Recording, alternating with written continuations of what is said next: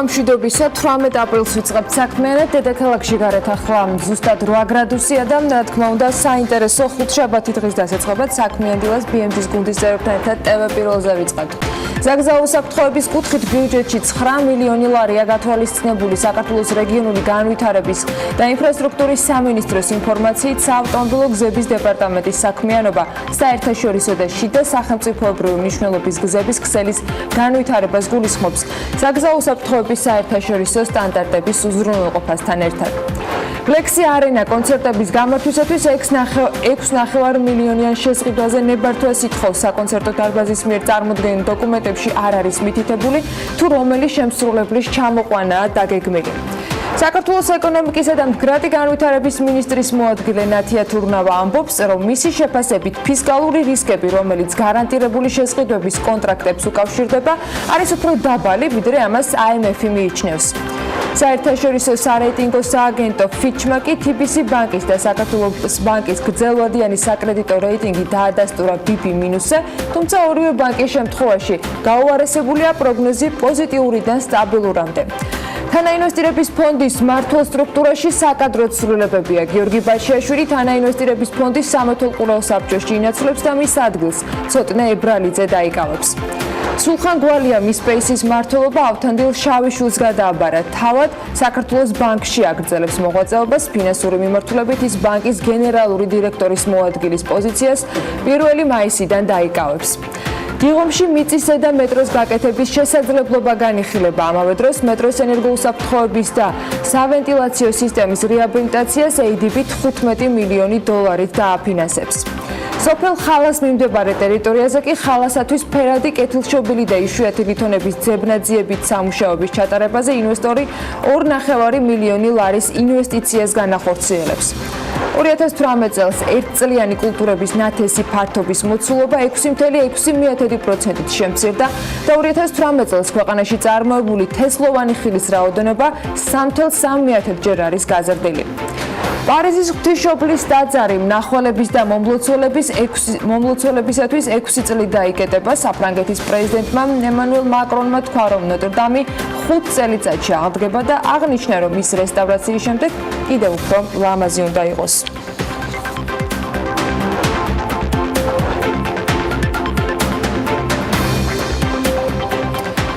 მშვიდობისა. ამ დილაუთენია Google-ს თუ მიაკითხავთ და საქართველოს როგორც აგრარული ქვეყნის პოტენციალს ან რესურსებს მოიკითხავთ, ძალიან საინტერესო და ამავე დროს რადიკალურად განსხვავებულ პოზიციებს გაეცნობით. დილიდან მსჯელობას ან გადაჭრით რომელიმე მხარის არგუმენტის ნამდვილობის დამტკიცებას არ ვაპირებთ. ხუთშაბათის საქმიანი დილა მხოლოდ ინფორმაციებით შეგვიძლია დავიწყოთ. ერთში ალბათ კონსენსუსი ყველა მხარის წარმომადგენელს შორის იარსებებს, ვინც ჯერ კიდევ უშვებს ან მიიჩნევს, რომ საქართველო აგრარული ქვეყანაა და ვინც იცის, რომ ამისათვის არც არსებული მდგომარეობა და არც რესურსი ჯერ საკმარისად გამოყენებული არ არის. ის კი რაშიც შევთანხმდებით, ის არის, რომ ჯერ აგროსფეროს ყველა რგოლი გასავითარებელია და თითქმის ყველა სეგმენტში ადგილი თავისუფალია. ის რაც გვაქვს და როგორიც გვაქვს, ცალკე დასათვლელია. მაგალითად, საქსტატი ითვლის კიდეც. კონტექსტზე ცოტა მოგვიანებით და იქამდე მშრალი ინფორმაცია, რომელიც გუშინ განახლდა. საქართველოში მემცენარეობის კულტურების წარმოება გაზრდილია. საქსტატის წინასწარი მონაცემებით 2018 წელს ხორბლის წარმოება 106.200 ტონა შეადგინა, რაც 8.5%-ით აღემატება წინა წლის შესაბამის მაჩვენებელს. ქერის წარმოება კი 33.3%-ით არის გაზრდილი და 58.500 ტონას მიაღწია. სიმინდის წარმოების შემთხვევაში 190.000 ტონას გადააჭარბა ჯამურმა მოცულობამ, რაც 33.5%-ით მეტია წინა წლის შესაბამის მაჩვენებელზე. კარტოფილის წარმოების შემთხვევაში ზრდა იყო 21.1%-ით.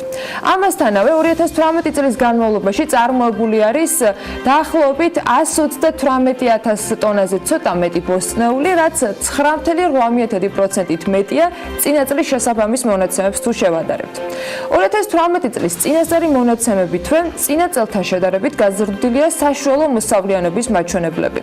ხორბლის საშუალო მოსავლიანობა მაგალითად 1 ჰექტარზე შეადგინა 2,4 ტონა. ქერის შემთხვევაში ისევ 1 ჰექტარზე მოსავლიანობა იყო 2 ტონა და კიდევ ძალიან ცოტა. სიმინდის შემთხვევაში 2,7 ტონა, კარტოფილის შემთხვევაში 12,8 ტონა, ბოსტნეულის შემთხვევაში 8,7 და კიტრის საშუალო მოსავლიანობა იქიდან იყო 10,7. პომიდორის შემთხვევაში 11,4 ტონა იყო 1 ჰექტარზე, კომბოსტოს შემთხვევაში 31 ტონა და ხახვის შემთხვევაში თითქმის 6 ტონა. ამავე დროს წინასწარი მონაცემებით 2018 წელს საქართველოში გაზრდილი იყო თესლოვანი ხილის წარმოებაც და კურკოვანის შემცირება გასული წლის განმავლობაში. ფერმერებმა ჯამში 86,2 ტონა თესლოვანი ხილი აწარმოეს და თუ შევადარებთ 2017 მონაცემებს აღმოჩნდება, რომ წილობრივად 3,3 ჯერ აღემატება ის წინა წლის მაჩვენებელს. პერიოდში, რომელზეც საქსტატმა მონაცემები გამოაქვეყნა, აღნიშნული არის, რომ წარმოებულია 46,000 ტონა კურკოვანი ხილი. აქ ზრდა არის თითქმის 2,9%. უბრალოდ კლება არის 2,9%. 21,9 ტონა კაკლოვანი ხილისა არის 12,2% ნაკლები წინა წელთან შედარებით და სუბტროპიკული ხილის შემთხვევაში მატება გვაქვს 19%-ზე ოდნავ მეტი. ციტრუსი 15,8% მეტი იყო.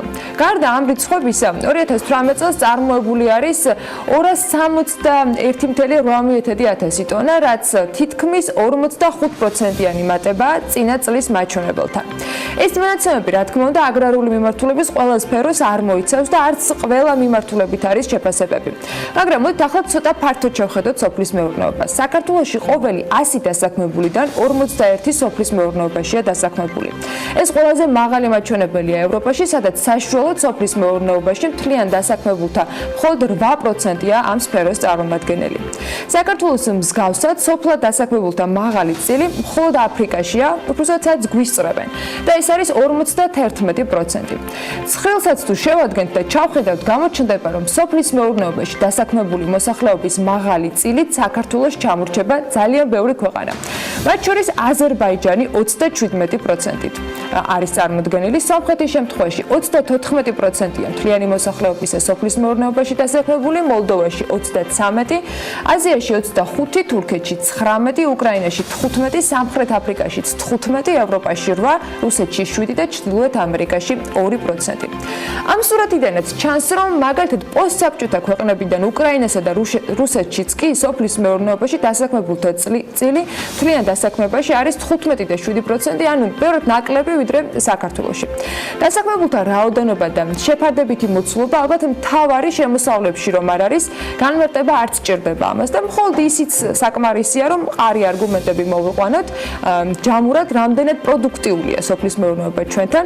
ჰოლანდია, სადაც რაოდენობრივად ბევრად ნაკლები ადამიანი ცხოვრობს, სოფლის მეურნეობაში დასაქმებული ადამიანები თითქმის 157 ჯერ მეტ შემოსავალს იღებენ ამ სფეროდან.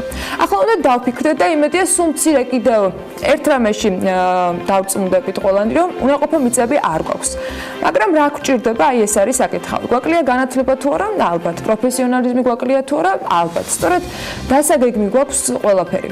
რესურსი არის, გამოდის რომ შეგვიძლია გქონდეს უკეთესი შედეგი და მაშინაც გამოსავალი საპოვნელია და შედეგიც დროთა განმავლობაში ალბათ მიიღება. მოკლედ, ამასობაში იმედია ისიც გავიგეთ, რომ ერთჯერადი ფულადი დახმარებები, უმისამართო პროგრამები და პროექტები, რომლის მომგებიანებაც წინასწარ დათვლილი არ არის, საოცნებო შედეგებს ვერ გვაძლევს. ყოველ შემთხვევაში სტატისტიკა ამას განახლებული ასეთ დასტურს გვაძლევს. ახლა სხვა თემები და სიახლეები, რომელიც დღევანდელი დილისთვის შევარჩიეთ. სხვათა შორის თანაინვესტირების ფონდი სოფლის მეურნეობითაც არის დაინტერესებული, თუმცა მის პორტფელში არც ისე დიდი წილი უკავია. ჯამში ამ დროისათვის ფონდში პროექტების ჯამური საინვესტიციო ღირებულება 2 მილიარდ 200 მილიონს აჭარბებს და ეს პროექტები გიორგი ბაჩიაშვილმა ახალ ხელმძღვანელს უკვე გადააბარა. მან თანაინვესტირების ფონდის ხელმძღვანელის თანამდებობა დატოვა და თანაინვესტირების ფონდის მრჩეველთა საბჭოში გადაინაცვლა. ფონდის აღმასრულებელი დირექტორის თანამდებობას კი ამავე ფონდის მმართველი დირექტორი ტურიზმისა და უძრავი ქონების მიმართულებით ცოტნე ებრალიძე დაიკავებს. რაც შეეხება გიორგი ბაჩიაშვილს, ის თანაინვესტირების ფონდს მისი დაარსების დღიდან, ანუ 2013 წლიდან ხელმძღვანელობს მკურნალობდა. BMG-სთან საუბარში ის ამბობს, რომ არსად არ მიდის და მხოლოდ შიდა ცვლილებებზეა საუბარი. ის მანდატის შესაბამისად ფონდის საქმიანობის გაგრძელებას და სხვა საზედამხედველო საკითხებზე გახდება პასუხისმგებელი. ციტატა მისი განცხადებიდან. მინდა აღვნიშნო, რომ როგორც მრჩეველთა საბჭოს თავმჯდომარე ვიქნები იმის გარანტი, რომ ფონდი წარმატებით გააგრძელებს მუშაობას თავისი მანდატის შესაბამისად. განსაკუთრებულ მადლობას კი ბატონ ბიზნა ივანიშვილს ვუხდი იმ დობისთვის და მხარდაჭერისათვის, რომელიც მან მთელს ჩვენ გუნდს გამოუცხადა და გვჯერა, რომ ფონდის თითოეული პროექტი დადებით გავლენას იქონიებს ქვეყნის ყოველ და თითოეულ მაცხოვრებელზე. დღეს მდგომარეობით კი ფონდი 2 მილიარდ 200 მილიონი დოლარის ღირებულების პროექტებს ახორციელებს და მათში ჯამში დასაქმებულია 10,000-მდე ადამიანი.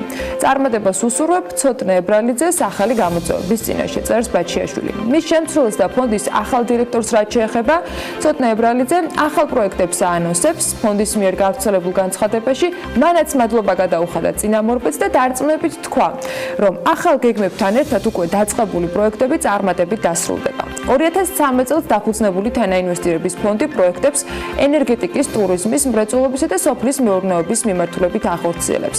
ფონდის სახელი და მისი დაფუძნება ბიძინა ივანიშვილს უკავშირდება და მადლობაც ამისი დასტური იყო ალბათ. სხვათა შორის ძალიან კარგი ამბავი გაიხსნა გუშინ თელარაგელანდიამ სოციალურ ქსელში ივანიშვილის მონაწილეობასთან დაკავშირებით ეკონომიკაში და ინვესტიციებში. კონკრეტულ რიცხვებში BMG მარტს ისე დიდი ხნის წინ FDI-ის წილების გამოთვლისას გამოითხოვა მონაცემი და აი როგორი შედეგი გვაქვს. 76 მილიონი დოლარი ტურიზმის განვითარების ფონდი საქართველოს ტოპ ინვესტორების ათეულში ხვდება. 2018 წელს განხორციელებული FDI-ის შესახებ სტატისტიკური ინფორმაცია BMG ტურიზმის განვითარების ფონდიდან გამოითხოვა მაშინ და ასეთი შედეგი მივიღეთ. 76 მილიონი დოლარი არის ჯამურად დახარჯული 2018 წელს ტურიზმის განვითარების ფონდის პროექტებზე. იმ ფონდზე სხვათა შორის, რომლის ხელმძღვანელი დღეს გახდა უკვე გიორგი ბაჩიაშვილის შემცვლელი. ტურიზმის განვითარების ფონდის საინვესტიციო პორტფელში 10 პროექტი ერთიანდება, რომელთა ჯამური საინვესტიციო მოცულობაც არის 717 მილიონი დოლარის. პროექტები, რომლებიც თბილისში, გურიაში, აჭარაში, სამეგრელოში, კახეთსა და სამცხე-ჯავხეთში ხორციელდება მშენებლობის სხვადასხვა ეტაპზე არის ჯერ კიდევ ამ დროისათვის.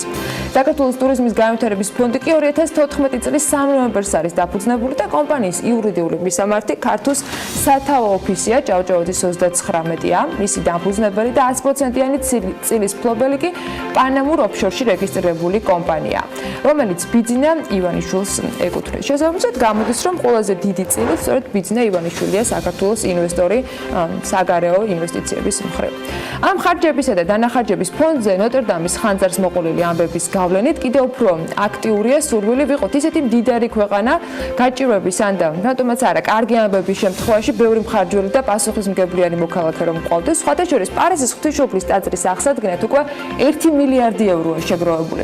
ფრანგული მედია წერს, რომ თანხები გაიღეს მსხვილმა კომპანიებმა, ბიზნესმენებმა და საზოგადოებრივმა ფონდებმა. ამოქმედა ვებგვერდიც, რომლის საშუალებითაც ნებისმიერ მსურველს საფრანგეთის მთავარი ღირსშესანიშნაობის აღსადგენად თანხის გადარიცხვა შეუძლია. 200 მილიონი ევრო გაიღო არნოების ოჯახმა, 200 მილიონი ლორეალმა, 100 მილიონის გამოყოფის პირობა დადეს ფრანგმა მილიარდერმა ფრანსუა ანრი პინომ და კომპანია ტოტალმა. საფრანგეთის პრეზიდენტმა ემანუელ მაკრონმა კი პირობა დადო, რომ ხანძრისგან დაზიანებული პარიზის ღვთისმშობლის ტაძრის აღდგენა 5 წლის ვადაში მოხდება.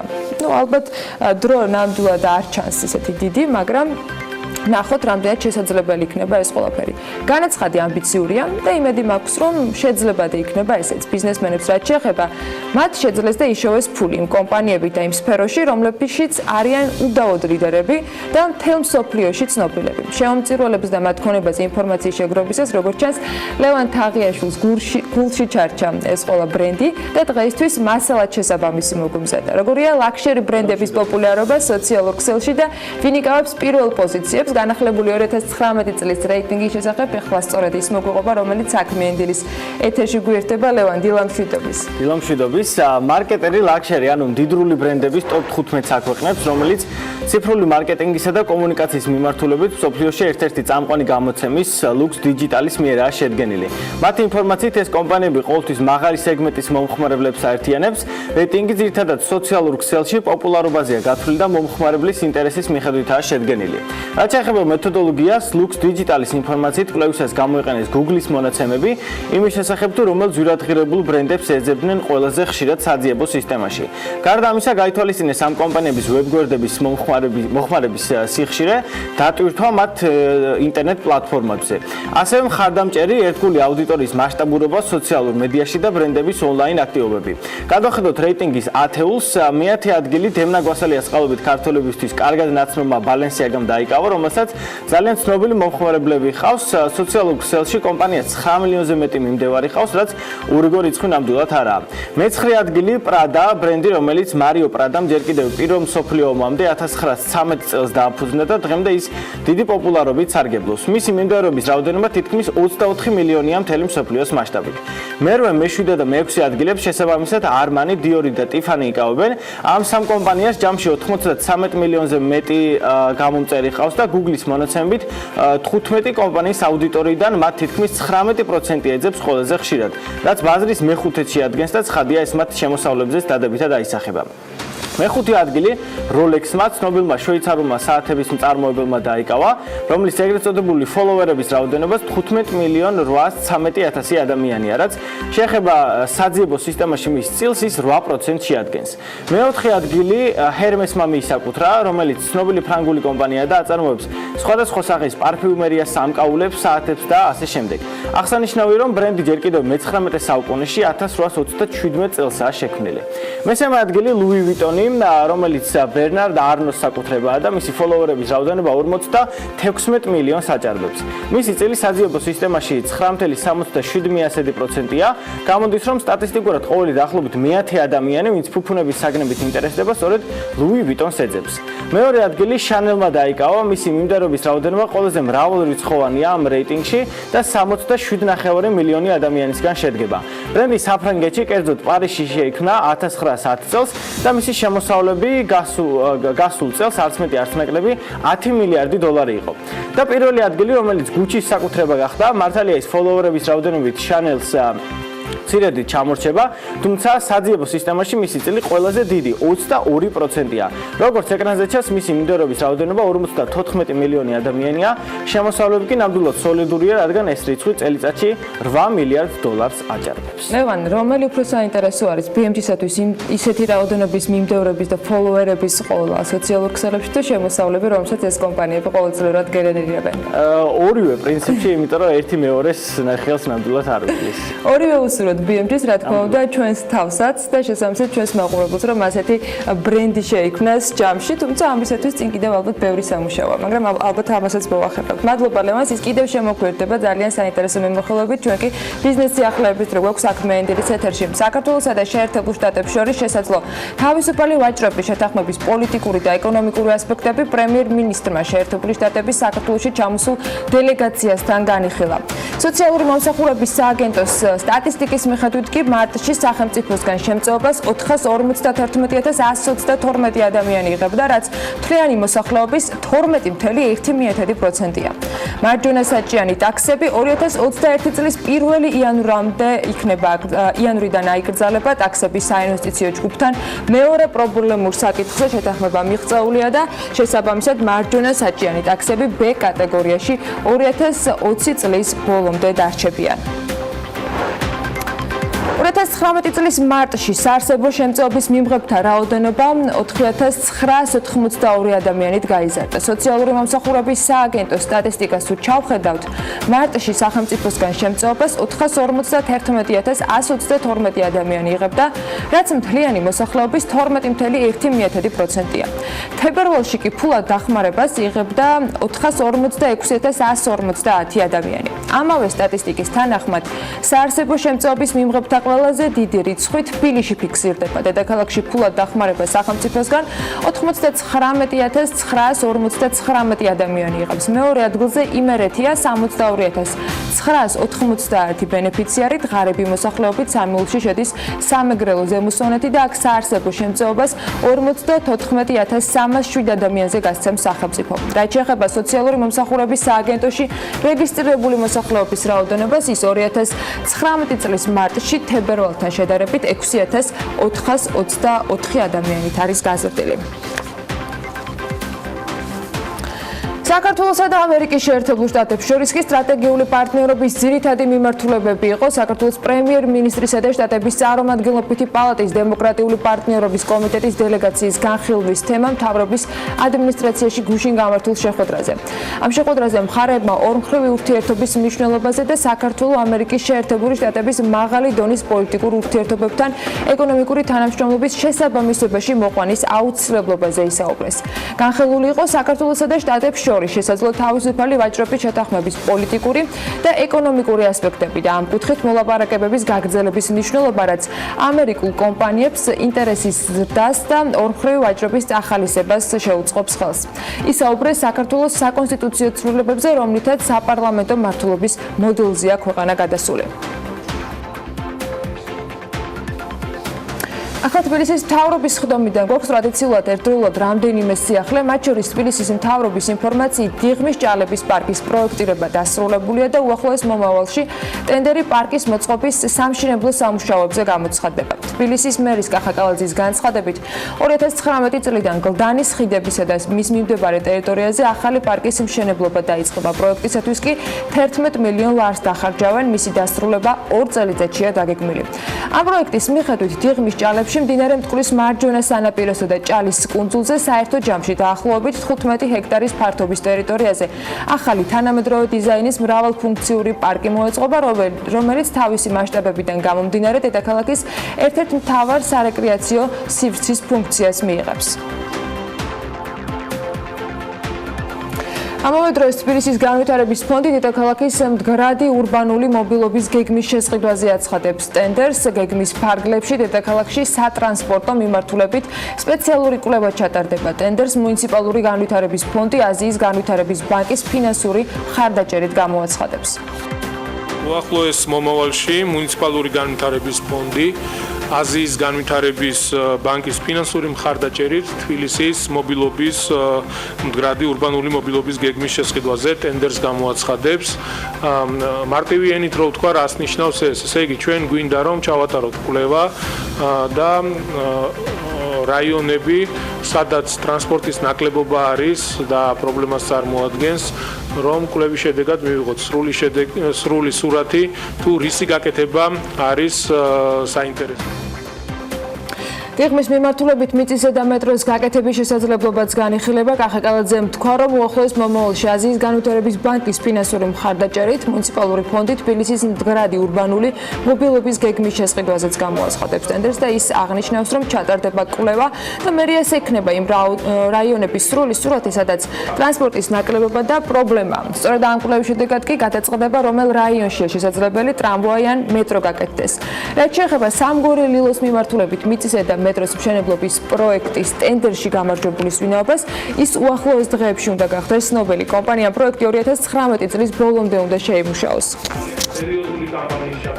დიღმის მიმართულებით არის სერიოზული მოსაზრება იმის, რომ არის შესაძლებელი მეტროს, მიწისზედა მეტროს პროექტის განხორციელება და შესაბამისად კვლევა ჩვენ გვაჩვენებს ყველაფერს, თუ როგორ შეიძლება ამ მიმართულებით განვითარდეთ. რამოდენიმე კვირაში უკვე დაიწყება კვლევითი ღონისძიებები და ძალიან მალე გვექნება სრული სურათი, თუ რა პროექტები უნდა განხორციელდეს. ტრამვაის მიმართულებითაც შეიძლება ტრამვაის გაკეთება, მეტროს მიმართულებით. თბილისში ელექტროსადენების და სავენტილაციო სისტემის რეაბილიტაციის პროექტი დაიწყება. ამ პროექტისათვის აზიის განვითარების ბანკმა 15 მილიონი დოლარი უკვე გამოყო. ამ ეტაპზე მოსამზადებელი სამუშაოები და პროექტირება მიმდინარეობს. როგორც დედაქალაქის მერიაში აღნიშნავენ, სამუშაოები ივლისიდან დაიწყება და ის 2020 წლის ივნისში დასრულდება. ძალიან მნიშვნელოვან პროექტს ვახორციელებთ. ამისთვის გამოყოფილი არის 15 მილიონი დოლარი აზიის განვითარების ბანკის მიერ, რომ მოხდეს ამ სამუშაოების განხორციელება. ესე იგი 450 კილომეტრი ძალოვანი კაბელები იქნება ჩანაცვლებული. ასევე მოხდება 28 საგვირაბე გამნიავებლის და 32 ახალი ევროპული სტანდარტის ვენტილაციის აგრეგატების დამონტაჟება. ეს მთლიანად მოგცემს იმის შესაძლებლობას, რომ ძალოვანი კაბელები, ეს სავენტილაციო სისტემა, აგრეგატები ერთხელ და სამუდამოდ იყოს მოწესრიგებული. რაც აშენდა მეტრო, იმის შემდეგ საერთოდ რეაბილიტაცია და განახლება არ ჩატარებულა ამ მიმართულებით. კუსტბისა და მთაწმინდის ტერიტორიაზე საფეხმავლო ბილიკი მოეწყობა. ამავდროულად იგეგმება ტყის აღდგენაც. პროექტის განხორციელებაში თბილისის მერიას გერმანიის საერთაშორისო თანამშრომლობის საზოგადოება GIZ დაეხმარება და ორგანიზაციასთან ამ საკითხზე მემორანდუმი უახლოეს დღეებში გაფორმდება. თბილისის მერის მოადგილის მაია ბითაძის განმარტებით პროექტი დედაქალაქის ლანდშაფტის ახალი სივრცეების ათვისების შესაძლებლობას გააჩენს. უკვე დავასრულეთ ტყის ინვენტარიზაცია, გამოიყო 8 ძირითადი სატყეო სექტორი და ამ ინვენტარიზაცია მოგცა იმის საშუალება, რომ გერმანიის საერთაშორისო თანამშრომლობის სააგენტომ GIZ-მა გამოყო გრანტი ამ სატყეო კვლევების საფუძველზე და ძალიან მალე გაფორმდება, რამოდენიმე დღეში გაფორმდება მემორანდუმი და წლის ბოლომდე მოეწყობა დაახლოებით 6 კილომეტრიანი საფეხმავლო ბილიკი, რომელიც კუსტბას დააკავშირებს მთაწმინდასთან და ასევე ამ ბილიკებზე ერთის მხრივ მოეწყობა საკემპინგო ადგილები, დასასვენებელი ადგილები, ასევე ეკოლოგიური განათლებისთვის საჭირო ინფრასტრუქტურა, ასევე გადმოსახედები. მარჯვენა საჭიანი ტაქსები კი 2021 წლის 1 იანვრიდან აიკრძალება. ამასთან დაკავშირებით დედაქალაქის მთავრობის ხდომაზე კიდევ ერთხელ ისაუბრეს და თბილისის მერმა თქვა, რომ ტაქსების საინიციატივო ჯგუფთან მეორე პრობლემურ საკითხზეც უკვე მიღწეულია შეთანხმება და მარჯვენა საჭიანი ტაქსები B კატეგორიაში 2020 წლის ბოლომდე დარჩებიან. თბილისის მერის თქმით, საინიციატივო ჯგუფთან შეხვედრები მომავალშიც გაგრძელდება, რადგან მთავრობა სატრანსპორტო პოლიტიკის რეფორმის ფარგლებში კიდევ არაერთი სიახლის დანერგვას აპირებს.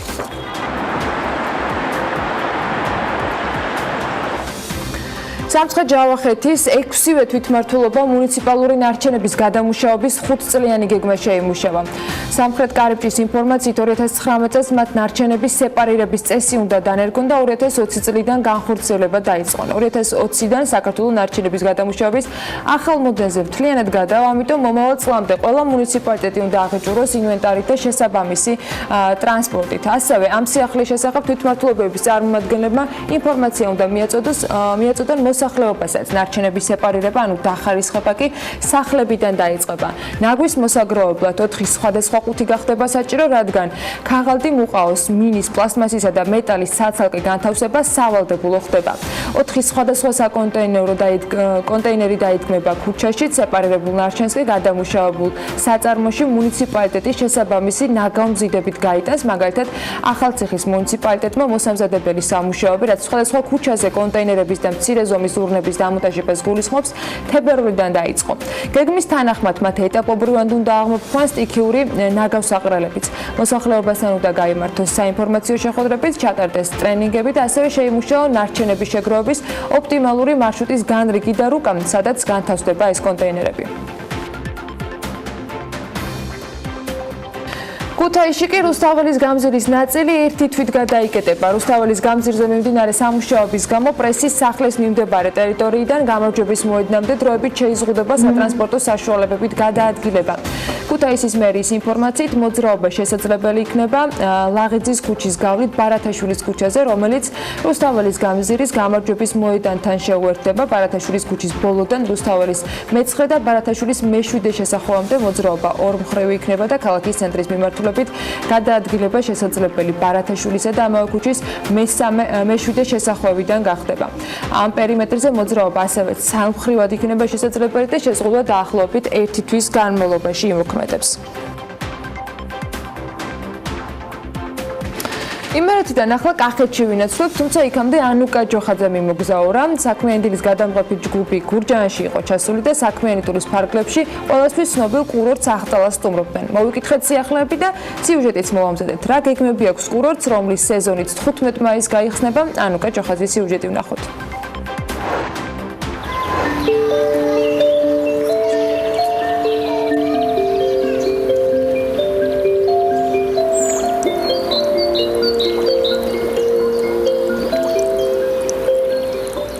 მილიონი ლარი ეს თანხაა, რომელიც კურორტ ახტალის სარეაბილიტაციო სამუშაოებზე დაიხარჯება. რა გეგმები აქვს კურორტის ახალ მფლობელ კომპანიას, ამის გასარკვევად საქმიანი დილა უშუალოდ კურორტის ტერიტორიას ესტუმრა. მშვიდობას კურორტის ტერიტორიაზე ახტალის დირექტორი გიორგი უტიაშვილი გაგვიწევს. კურორტს ახალი მფლობელი კომპანია ჰყავს, რომელმაც ახტალა აუქციონზე 3.760.000 ლარად შეიძინა. უტიაშვილი კონკრეტულ დეტალებზე საუბრისგან თავს იკავებს.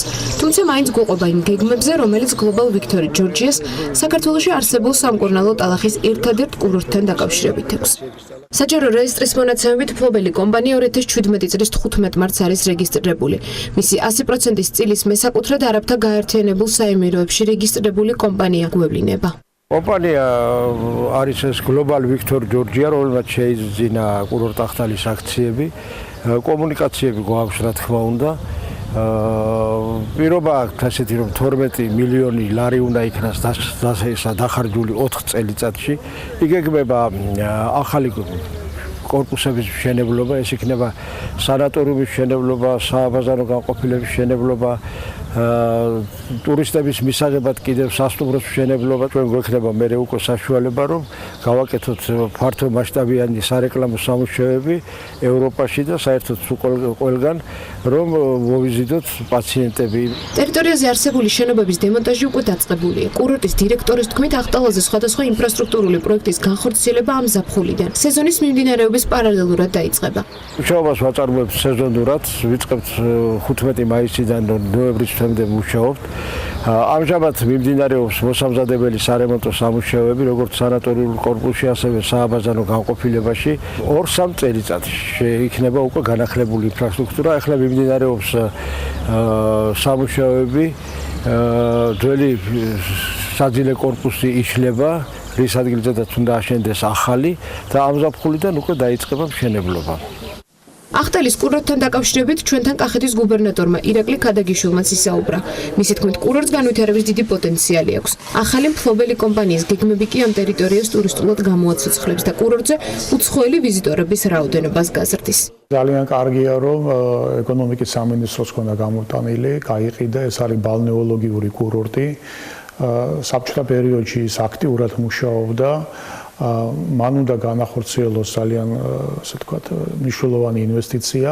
ეს გააჩენს ძალიან ახალ შესაძლებლობებს თვითონ ბალნეოლოგიური კურორტისათვის და რაც თავარია გურჯაანის მუნიციპალიტეტისათვის გამოაცოცხლებს ტურისტულ არეალსაც, იმიტომ რომ იქ ჩამოსული, სამკურნალოდ ჩამოსული დამსვენებელი აგრეთვე იქნება, რა თქმა უნდა, ტურისტული აქტიური ტურისტიც, იმიტომ რომ გურჯაანიდან გეოგრაფიულად ცენტრია და ყველა საინტერესო ტურისტულ ობიექტთან ექნება წვდომა.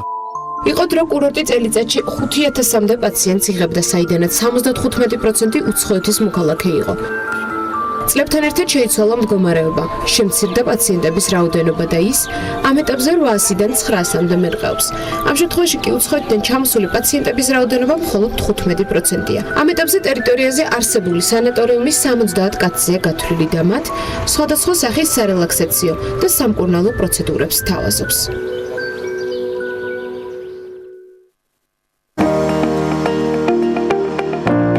პროგნოზის სპონსორია სადაზღვევო კომპანია უნისონი. თავისუფალი დაზღვევა თქვენი სიმშვიდისათვის. ახლა გარემოს ეროვნული სააგენტოს ინფორმაციები უნდა წარმოგიდგინოთ, რომლის მიხედვითაც ამიტი კვლავ განპირობებული იქნება შავი ზღვის ჩრდილო-დასავლეთიდან შემომავალი ცივი და ნოტიო ჰაერის მასების, ასევე სამხრეთიდან აღმოსავლეთისაკენ გავრცელებული თბილი ჰაერის მასების ურთიერთქმედებით. მოსალოდნელია დრო გამოშვებით ღრუბლიანობის მომატება დასავლეთ საქართველოს უმეტეს და აღმოსავლეთის ზოგიერთ რაიონში იწვევს. მაღალმთაში კი კვლავაც თოვლია მოსალოდნელი, იქროლებს დასავლეთის მიმართულების ქარი.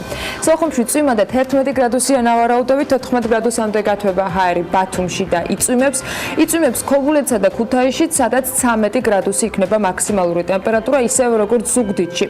ანაკლიაში 14 გრადუსს მიაღწევს ტემპერატურა და აქაც წვიმაა მოსალოდნელი. ოზურგეთში იწვიმებს და 13 გრადუსი იქნება, ონში მხოლოდ 10 გრადუსია ნავარაუდები, მაქსიმალური ტემპერატურა და იწვიმებს. წვიმის ფონზე გორში 14 გრადუსს მიაღწევს ტემპერატურა, ცხინვალში კი 13 გრადუსი იქნება და აქაც წვიმაა ნავარაუდები. მარნეულსა და რუსთავში უმეტესად უნალექოდ ჩაევლის დღე და 16 და 15 გრადუსია შესაბამისად მაქსიმალური ტემპერატურა ნავარაუდები. ახალციხეში 13 გრადუსი იქნება წვიმის ფონზე, ბორჯომში კი წვიმასთან ერთად 14 გრადუსი. ბაკურიანში თოვლჭყაპს ელოდებიან დღეს 18 აპრილს და აქ მაქსიმუმ 7 გრადუსამდე გათბება ჰაერი. ახალქალაქშიც თოვლჭყაპი იქნება და 8 გრადუსი დაფიქსირდება, სტეფანწმინდაში თოვლჭყაპის ფონზე მხოლოდ 5 გრადუსია მოსალოდნელი. თელავს რაც შეეხება უმეტესად უნალექოდ ჩაევლის დღე და 17 გრადუსს მეაღწევს ტემპერატურა. დედაქალაქში დრო გამოშვებით ღრუბლიანობა მოიმატებს. თბილისში შესაძლოა იყოს მცირე ხანმოკლე წვიმაც. იქროლებს ჩრდილო-დასავლეთის მიმართულების ქარი და ჰაერის მაქსიმალური ტემპერატურა 15 გრადუსი იქნება. ასე ამინდი გველოდება დღეს 18 აპრილს მთელი საქართველოს მასშტაბით.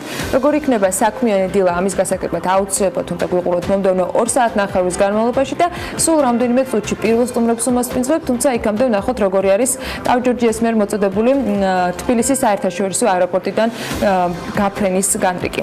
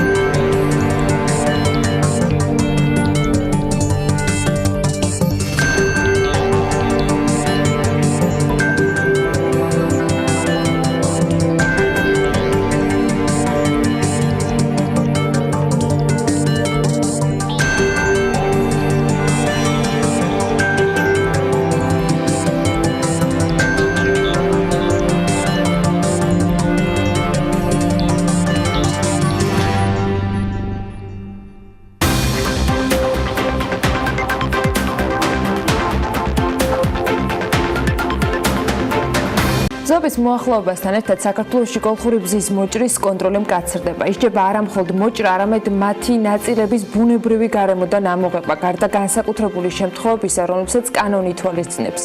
ბზის ტოტების მოჭრა ამოძირკვან და დაზიანება როგორც ადმინისტრაციული, ისე სისხლის სამართლის წესით დასჯად იქმედება. იმედი მაქვს, რომ გამიზდულად ამ მოქმედებაზე არავინ წავა, მაგრამ იმისათვის, რომ დაცულები ვიყოთ მსგავსი დანაშაულის ჩადენისაგან, ძალიან მარტივ განმარტებებს მოვისმენ და რა თქმა უნდა ვისაუბრებ მნიშვნელობაზე, რომელიც შესაბამისად ამ ბზის გადარჩენას უკავშირდება. ამისათვის კი ვმასპინძლობთ ნათია იორდანიშვილს, ეროვნული სატყეო სააგენტოს უფროსის მოადგილის და გიორგი მამადაშვილს, ეროვნული სატყეო სააგენტოს მეტყევე ენტომოლოგს. მოგესალმებით, მადლობა ვერც რომ ხართ ჩვენთან ერთად. ყოველწლიური პრობლემაა და არა მხოლოდ ბზობასთან დაკავშირებული, ამაზე მუდმივად მიდის მუშაობა, მაგრამ მინდა ჯერ ის რეალობა შევაფასოთ, რომელშიც დღეს საქართველო არის. რამდენად პრობლემური არის კოლხური ბზის შესაძლო გადაშენების საფრთხე, სად არის შემორჩენილი და რა მეთოდებით ვცდილობთ, რომ ის არ დადგეს საბოლოო ჯამში განადგურების წინაშე.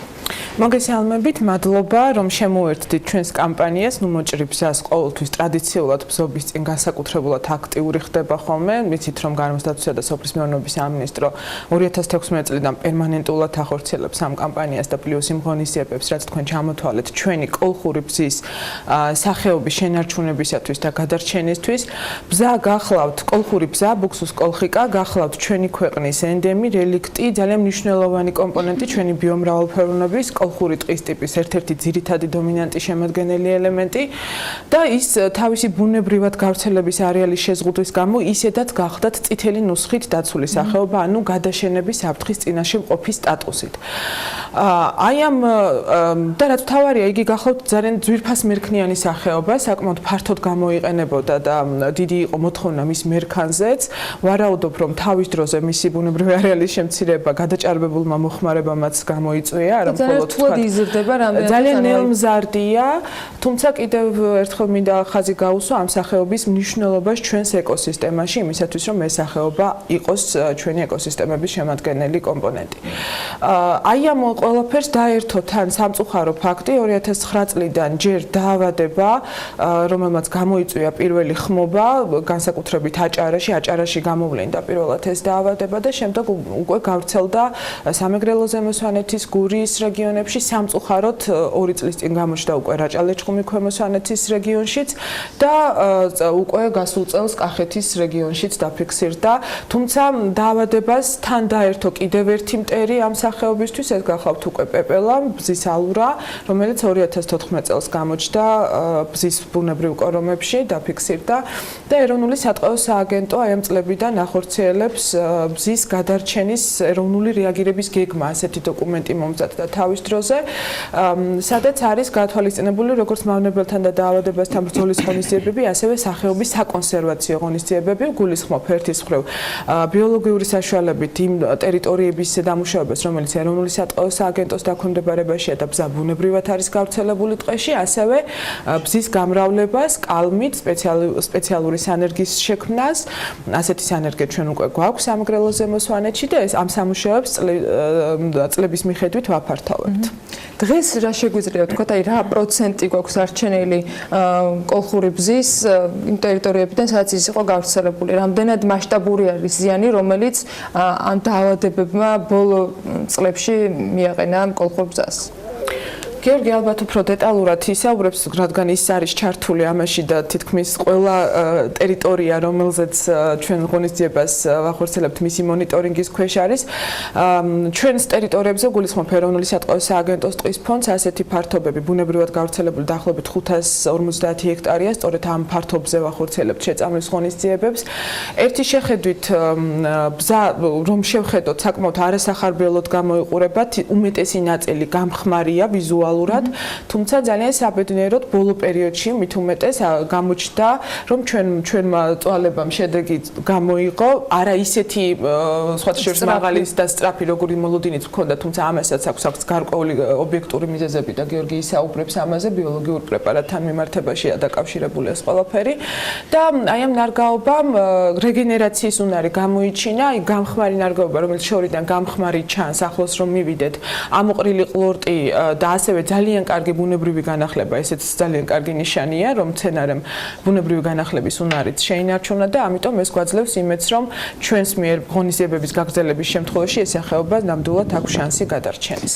გიორგი, როგორ აი ალბათ ეს ძალიან მინიმალური, თქვათ, პროცენტული წილი იქნება იმ ადამიანების, ვისაც სახლში აქვს ან რაღაცა მისთვის ხელმისაწვდომ ადგილას აქვს, მაგრამ რა არის პირველი ნიშნები ავადობის, როდესაც ბზა შეგვიძლია თუნდაც ერთი ძირი გადავარჩინოთ იმისათვის, რომ ეს პრობლემა იყოს რაღაცა ფორმით მოგვარების გზაზე დამდგარი, როგორ ჩნდება ეს დაავადება და როგორ შეიძლება რომ ეს მზრუნველობა იყოს გამოჩენილი თითოეული ჩვენგანის მხრიდან, იმიტომ რომ ეს რეალურად არის ჩვენი საკუთრება, რომელიც ქვეყანას ჭირდება იმ ბიომრავალფეროვნებიდან გამომდინარე, რომელიც საქართველოში არის და დღეს საკმაოდ დიდი პრობლემის წინაშე არის. რამდენ წელში ვარაუდობთ ამასთანავე, რომ შეიძლება და რა მეთოდებით შეიძლება, რომ ეს პრობლემა რაღაც ეტაპამდე მოგვარებული იყოს? მოგესალმებით პირველ რიგში. სოკოვან დაავადებასთან დაკავშირებით უნდა ვახსენოთ, რომ ის ჰაერითაც კი გადავრცელდება ზოგადად ბუნებაში, ამისთვის მას თუნდაც ერთი ტოტის ტრანსპორტირება ჭირდება ერთი რეგიონიდან მეორე რეგიონში. ვიზუალურად ჩვენს ეზოებში, როდესაც გვაქვს ეს კოლხური ბზა, შეგვიძლია შევამჩნიოთ ფოთოლზე მოყვითალო-მოწითალო ლაქები, თითქოს და ქვევიდან ფოთოლი ამოიწვა ცეცხლით. ეს არის ერთ-ერთი მარტივი სიმპტომი, რომ ამოვიცნოთ ის ბზის სიდამწვის გამომწვევის სოკო, რომელმაც როგორც ქალბატონმა ნათიამ ახსენა 2009 წლიდან დააზიანა უკვე როგორც ბზის კორომები, ასევე ჩვენ ეზოში რაც გვქონდა თქვა დასავლეთ რეგიონში განსაკუთრებით ხელოვნურად დარგული ბზები. რაც შეეხება მავნებელს, მავნებლის შემჩნევაც საკმაოდ მარტივია, რადგან თვითონ ეს ლარვა მატლი მომწვანო ფერის შავი კოპლებით არის დაფარული და განსხვავდება სხვა პეპლის მატლებისაგან. თან ცხადია მარტივი შესამჩნევია, როდესაც როგორ შეიძლება ამას გაუმკლავდეთ ინდივიდუალურად ადამიანები? მოგახსენებთ, სოკოვან დაავადებაზე ძალიან რთული პროცესი იყო დაგვედგინა, რომელი ფუნგიციდი იყო, თქვათ, როგორც ქიმიური, ასევე ბაქტერიული, ბიოლოგიური, რომელი იყო მათ შორის ეფექტური, რათა შეგვეჩერებინა მაინც ეს სოკოვანი დაავადება. წლების მანძილზე კვლევების შედეგად დადგინდა, რომ გარკვეული პერიოდით უნდა დავასახელო სახეობა, ასე ვთქვათ, ფუნგიციდის.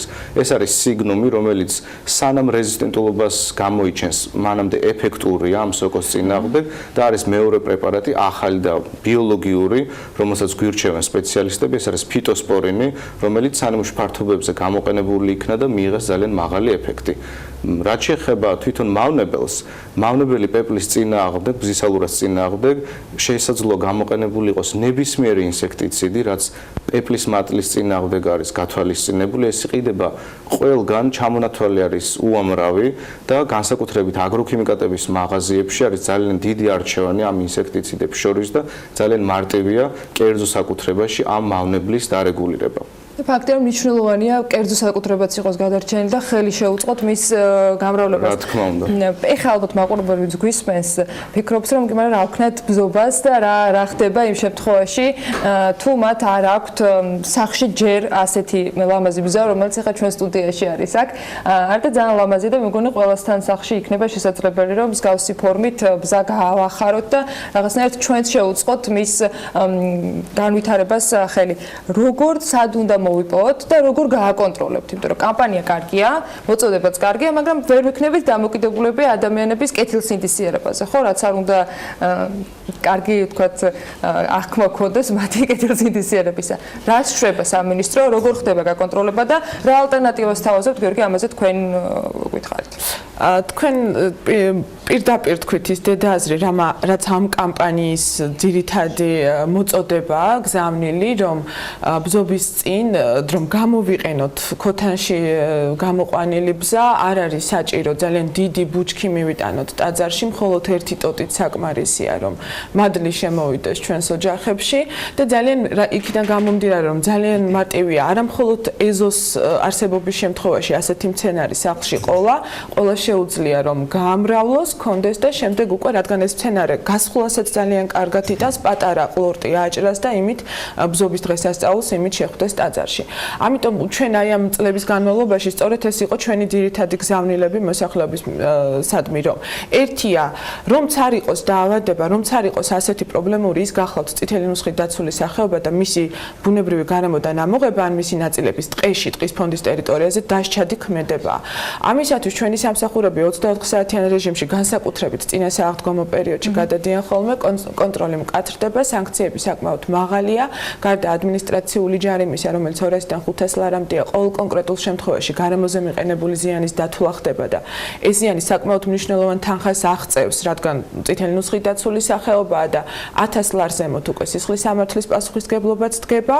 შესაბამისად, მოსახლეობას მოუწოდებთ ხოლმე, რომ თავი შეიკავონ ტყის ფონდის ტერიტორიაზე ბუნებრივი გარემოდან ბზის ნაწილების ან ბზის ბუჩქების ამოღებისგან, შეიძინონ მხოლოდ კერძო საკუთრებაში ან სპეციალურად სანერგეებში გამოყვანილი ან ქოთანში, ან ეს ანასხლავი, საბედნიეროდ ძალიან ბევრი კერძო სანერგე გვთავაზობს უკვე ქოთანში გამოყვანილ ბზებს, ხელმისაწვდომია ყველგან, არ არის ისე რომ გაგვიჭირდეს მისი პოვნა ქოთანში და ასევე ერთი მნიშვნელოვანი გარემოება ბზის მოპოვება კერძო საკარმი დამონაკვეთებში ან ასეთ სანერგეებში დასაშვები არასაკვირველია, თუმცა მას სარეალიზაციო პუნქტზეც რომ მივიდეთ და შევამოწმოთ, უნდა ახდეს თან ადგილწარმოშობის ცნობა, რომელსაც თავის მხრივ ადგილობრივი თვითმმართველობის ორგანოები გასცემენ. ეს არის დამადასტურებელი იმისა, რომ ეს ბზა არ არის მოპოვებული ტყის ფონდის ტერიტორიაზე და ამ შემთხვევაში მოსახლეობასაც ვთხოვ, რომ თუნდაც სარეალიზაციო პუნქტებში მოსთხოვონ გამყიდველებს ასეთი ცნობის წარმოდგენა და თუ ის ვერ წარმოადგენს ასეთ ცნობას, ეს უკვე არის ნიშანი, გონივრული ეჭვი იმისა, რომ ეს არის უკანონოდ მოპოვებული და აქ უკვე ჩვენი გარემოსდაცვითი ზედამხედველობის დეპარტამენტი ერთვება და შესაბამისად გამოავლენს და განახორციელებს შემდგომ რეაგირებას. გვაქვს თუ რა ალტერნატივა კოლხური ბზის საქართველოში? გულისხმობთ სახეობებს? ცხადია, თვითონ ბუნებაშიც ხვდებით ჩვენ რამოდენიმე სახეობას, მათ შორის არის გამეორდები კოლხური ბზა, ბუქსუს კოლხიკა, ასევე ლიტერატურულად ცნობილი რო არის ჰირკანული ბზაც, ბუქსუს ჰირკანა, თუმცა ბოტანიკოსები ამბობენ, რომ კიდევ არის ერთი სახეობა, რომელიც ბუნებრივად ხვდება, ბუქსუს sempervirens, ეს არის ჩვეულებრივი, ანუ მარადმწვანე ბზა, თუმცა დაზუსტებით მაინც ვერ ვიტყვით ამ ყველაფერს, რადგან თავის დროზე მე მინდა ვიკითხო, არის თუ არა შესაძლებელი მათ შორის ჯერ ვისაც არ აქვს ასეთი ბზა, ან ვისაც არ აქვს ხელმისაწვდომა, თქვათ, კერძო საკარმიდამო ტერიტორიაზე რომ ასეთი ბზა მოიპოვოს, იქნება ალტერნატივა არსებობს რაღაცა ფორმით იმისათვის, რომ კოლხური ბზა არ განადგურდეს. აქ სავარაუდოდ მათ შეუძლიათ სანერგეებში იყიდონ ნებისმიერ სახეობის ბზა, მათ შორის კოლხური ბზა, რომელიც ხელოვნურად არის გამოყვანილი. ეს არის ერთადერთი ფანტასტიკური გამოსავალი იმისთვის, რომ ქართული სახეობის გამრავლებას შეეწყოს ხელი და საკუთარ ეზოებში დაურგათ არა ეგზოტიკური სახეობის ბზები, არამედ ჩვენებური ქართული ადგილობრივი კოლხური ბზა. რაც კიდევ უფრო მნიშვნელოვანი იქნება და დარწმუნებული ვარ, რომ მათ ვისაც არ აქვს თქვა ეზოში დარგვის შესაძლებლობა, ასე არაჩვეულებრივი მცენარის ყველა სახლში კიდევ უფრო მეცნიერებას მიანიჭებს, ვიდრე რაღაცა ბუჩქებით სიარული აქეთ-იქით. მადლობა იმისათვის, რომ იყავით ჩვენთან ერთად და ჩვენს მაყურებელს კიდევ ერთხელ შევახსენებთ, რომ გარდა იმისა, რომ შეიძლება გქონდეთ სურვილი, ან არ გქონდეთ სურვილი, რომ ხელი შეუწყოთ კოლხური ბზის გავითარებას, უბრალოდ ეცადეთ, რომ კანონი არ დაარღვიოთ. კანონი კი ითვალისწინებს ამავე დროს სიცხლის სამართლის პასუხისმგებლობას რიგ შემთხვევებში და მოკლედ დაიცავით თავისით, რომ არ აღმოჩნდეთ დამნაშავე, ან უბრალოდ გისესებს მიღმა. ნათიო იორდანიშვილს ეროვნული სადღაო სააგენტოს უფროსის მოადგილეს და გიორგი მამადაშვილს ეროვნული სადღაო სააგენტოს მეტყევე ენტომოლოგს მასწავლებლობით საქმიანი დილის ეთერში. მადლობა მათ სტუმრობისათვის. ჩვენ რამდენიმე წუთში უკვე რეკლამის შემდეგ დაგიბრუნდებით.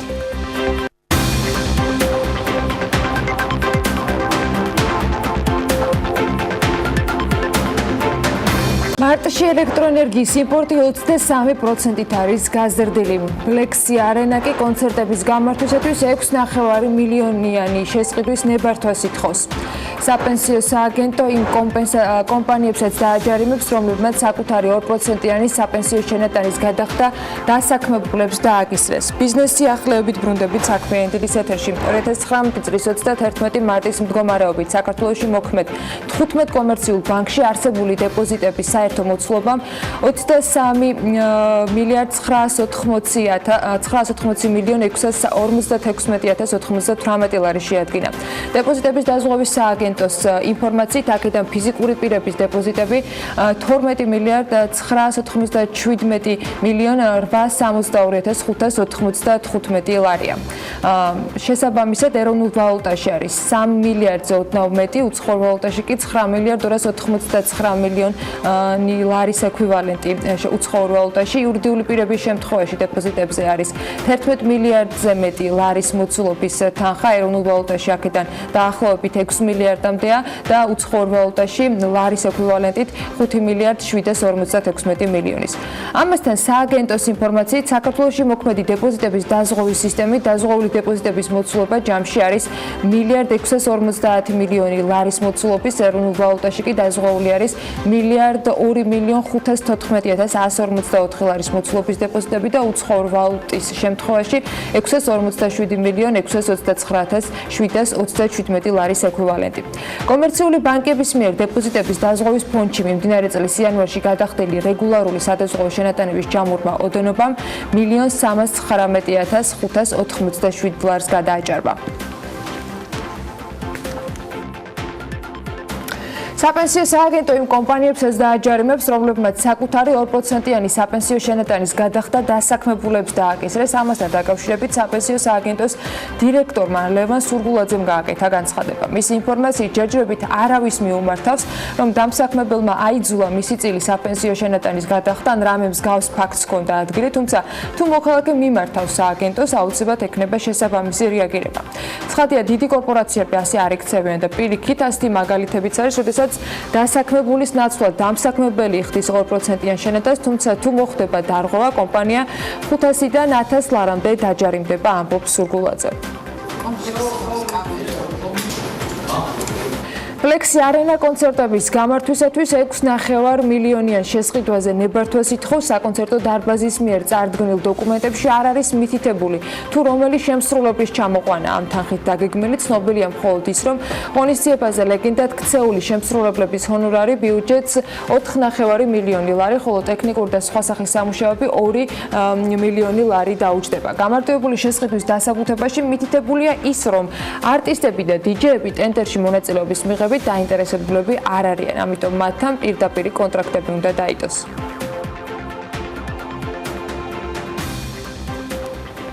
კვიპროსისა და საქართველოს დედაქალაქებს შორის პირდაპირ ფრენების ასამოქმედებლად შესაბამისი ინსტიტუციები უმუშაობენ. ამასთან დაკავშირებით საგარეო საქმეთა მინისტრ დავით ზალკალიანს და კვიპროსის რესპუბლიკის საგარეო საქმეთა მინისტრს შორის შეხვედრის დასრულების შემდეგ გახდა მედიისათვის ცნობილი.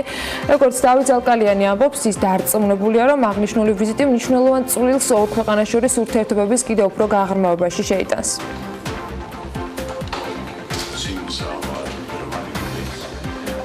მარტში ელექტროენერგიის იმპორტი 23%-ით გაიზარდა. ელექტროენერგეტიკული ბაზრის ოპერატორის მონაცემებით მიმდინარე წლის მარტში 2018 წლის ამავე პერიოდთან შედარებით ელექტროენერგიის იმპორტმა 208 მილიონი კილოვატ-საათი შეადგინა. ესკოს ინფორმაციით კი გასულ თვეს საქართველოს იმპორტირებული ენერგიით რუსეთიდან და აზერბაიჯანიდან მარაგდებოდა.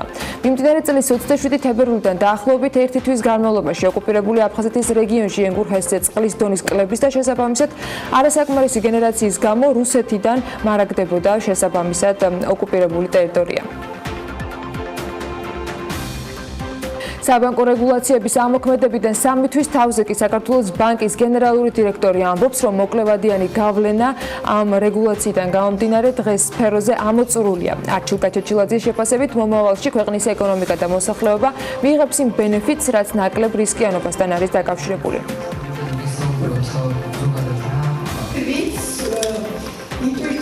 ნებისმიერი ტიპის სხვა მოკლევადიანი გავლენა ფართო ძირითადად არის ამოწურული და აწინ მომავალში იქნება ის ბენეფიტები, რომელსაც ეკონომიკა მიიღებს და ეს ბენეფიტები დიდად იქნება გამოსახული ნაკლებად რისკიანობით.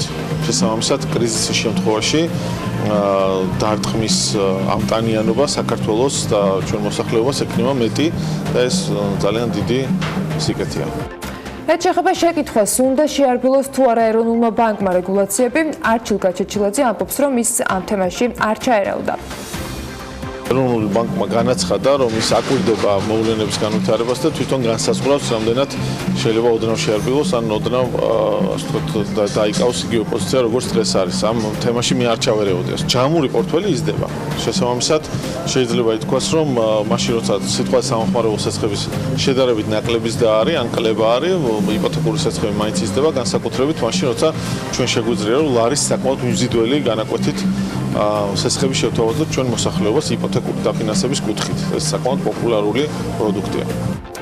სულხან გვალია მისპეისის მმართველობა ავთანდილ შავიშვილს გადააბარა. როგორც იცით, მენეჯერი საქართველოს ბანკში აგრძელებს მოღვაწეობას. ფინანსური მიმართულებით ბანკის გენერალური დირექტორის მოადგილის პოზიციას სულხან გვალია 1 მაისიდან დაიკავებს. ამ პერიოდიდან ის დატოვებს და შავიშვილი ალდაქს დატოვებს. შესაბამისად, რაც ის შესყიდვების სამსახურის უფროსი არის, გვალია კი ისპეისის დირექტორი და დამფუძნებელი იქნება 1 მაისამდე. ასევე ის რჩება ინეკო ბანკის, ანუ სომხეთში სამეთვალყურო საბჭოს წევრად. ამ შემთხვევაში ინტერესთა კონფლიქტი არ იკვეთება. დიდი ხანია სპორტი უკვე აღარ არის მხოლოდ გართობა. იმ თანხებს თუ გავითვალისწინებთ, რომელიც ამ სფეროში ტრიალებს და ამ ყველაფერში კიდევ ერთხელ დავრწმუნდებით ამ თანხების შემხედვარე, შესაბამისად ადეკვატური იქნება გადავხედოთ იმ მონაცემებს, რომელიც ახლა ლევან თაღიაშვილმა უნდა გაგვაცნოს. საქმიან დილაში და საქმიან გარემოში არაერთხელ დავითვალეთ, რამდენს იგებენ და იღებენ კლუბები წარმატებული ასპარეზობისას. არნაკლებია ფინანსური ზარალი, რასაც ისინი ჩემპიონატიდან გამოთიშვის შემთხვევაში იღებენ.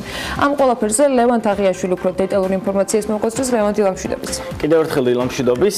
ჩემპიონთა ლიგის პლეი-ოფი ნელ-ნელა დასკვნით ფაზაში შედის, რადგან მეოთხედ ფინალური შეხვედრები უკვე დასრულდა და გამოვლინდა 4 საუკეთესო გუნდი. წაგებოდა ყველაზე პრესტიჟული საფეხბურთო ჩემპიონატის მიღმა დარჩენა ცხადია ნამდვილად უსიამოვნო განცდა, თუმცა თუ ამ ყველაფერს დიდი ფინანსური ზარალის მოსდევს, სურათი კიდევ უფრო მძიმდება.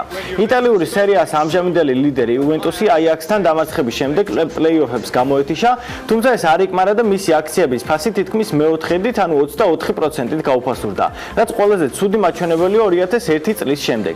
ეს თანხა რიცხვებში რომ შევაფასოთ, აღმოჩნდება, რომ ზარალი 450 მილიონ დოლარს აჭარბებს, მისი საბაზრო კაპიტალიზაცია 1.4 მილიარდ დოლარამდე შემცირდა.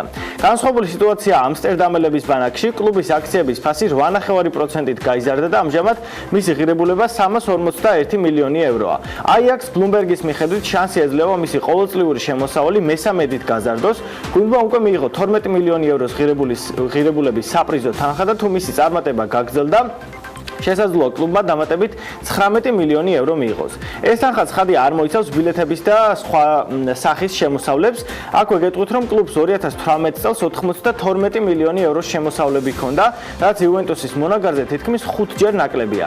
თუ ვისაუბრებთ კლუბის წარმატების ფორმულაზე, გვერდს ვერაულით ახალგაზრდებზე აქცენტს, რამაც ხანგრძლივ პერიოდში ფაქტია შედეგები მოიტანა, რადგან კლუბმა ჯერ მადრიდის რეალი, ახლა კი იუვენტუსი გამოაგდო ჩემპიონთა ლიგიდან.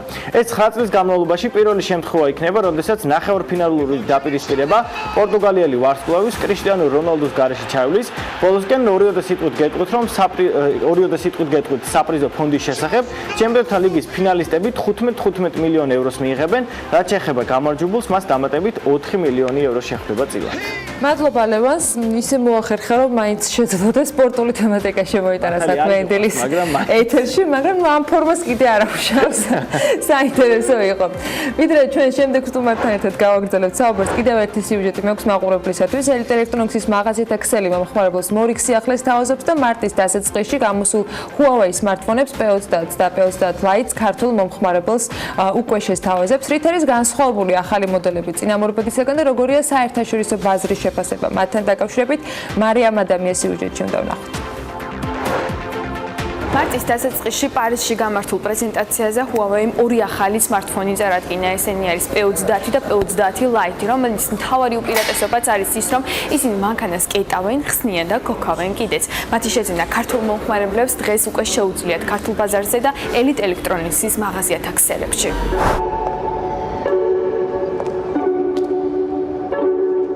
ელიტ ელექტრონიქსი Huawei-თან ოფიციალური პარტნიორობის ხანგრძლივ პერიოდს ითვლის და მუდმივად ცდილობს ბაზარზე არსებული სიახლეები და ინოვაციები პირველმა გააცნოს მომხმარებელს. დანერგოს ბაზარზე და მოგვაწოდოს ეს ყველაფერი განსაკუთრებული პირობებით, რაც გამოსთვის კიდეც. ამჯერად მაღაზია მომხმარებლებს Huawei-ის უახლეს პროდუქციას თავაზობს. P30 და P30 Lite smartphone-ები, რომლებმაც შეცვალეს წესები თავიანთ ინდუსტრიაში და რომელთა ფუნქციები ფაქტობრივად რევოლუციურ ნაბიჯებს უტოლდება. მარტის დასაწყისში Huawei-მ თავისი ახალი ფლაგმანური smartphone-ები წარმოგვიდგინა P30 და P30 Pro. ამ შემთხვევაში წარმოდგენილი გვაქვს P30 უმცროსი მოდელი, რომელიც როგორც ხედავთ ძალიან ისეთი ლამაზი და გარდამავალი ფერებით გამოირჩევა. თავისი წინამორბედი P20-ისგან შედარებით მას ახლა გააჩნია 3 კამერა, რომელსაც ახლა შეუძლია 5 მაგი ზუმი და ასევე ძალიან ისეთი საინტერესო სიახლეა ეკრანში ჩაშენებული თითის ანაბეჭდის სენსორი.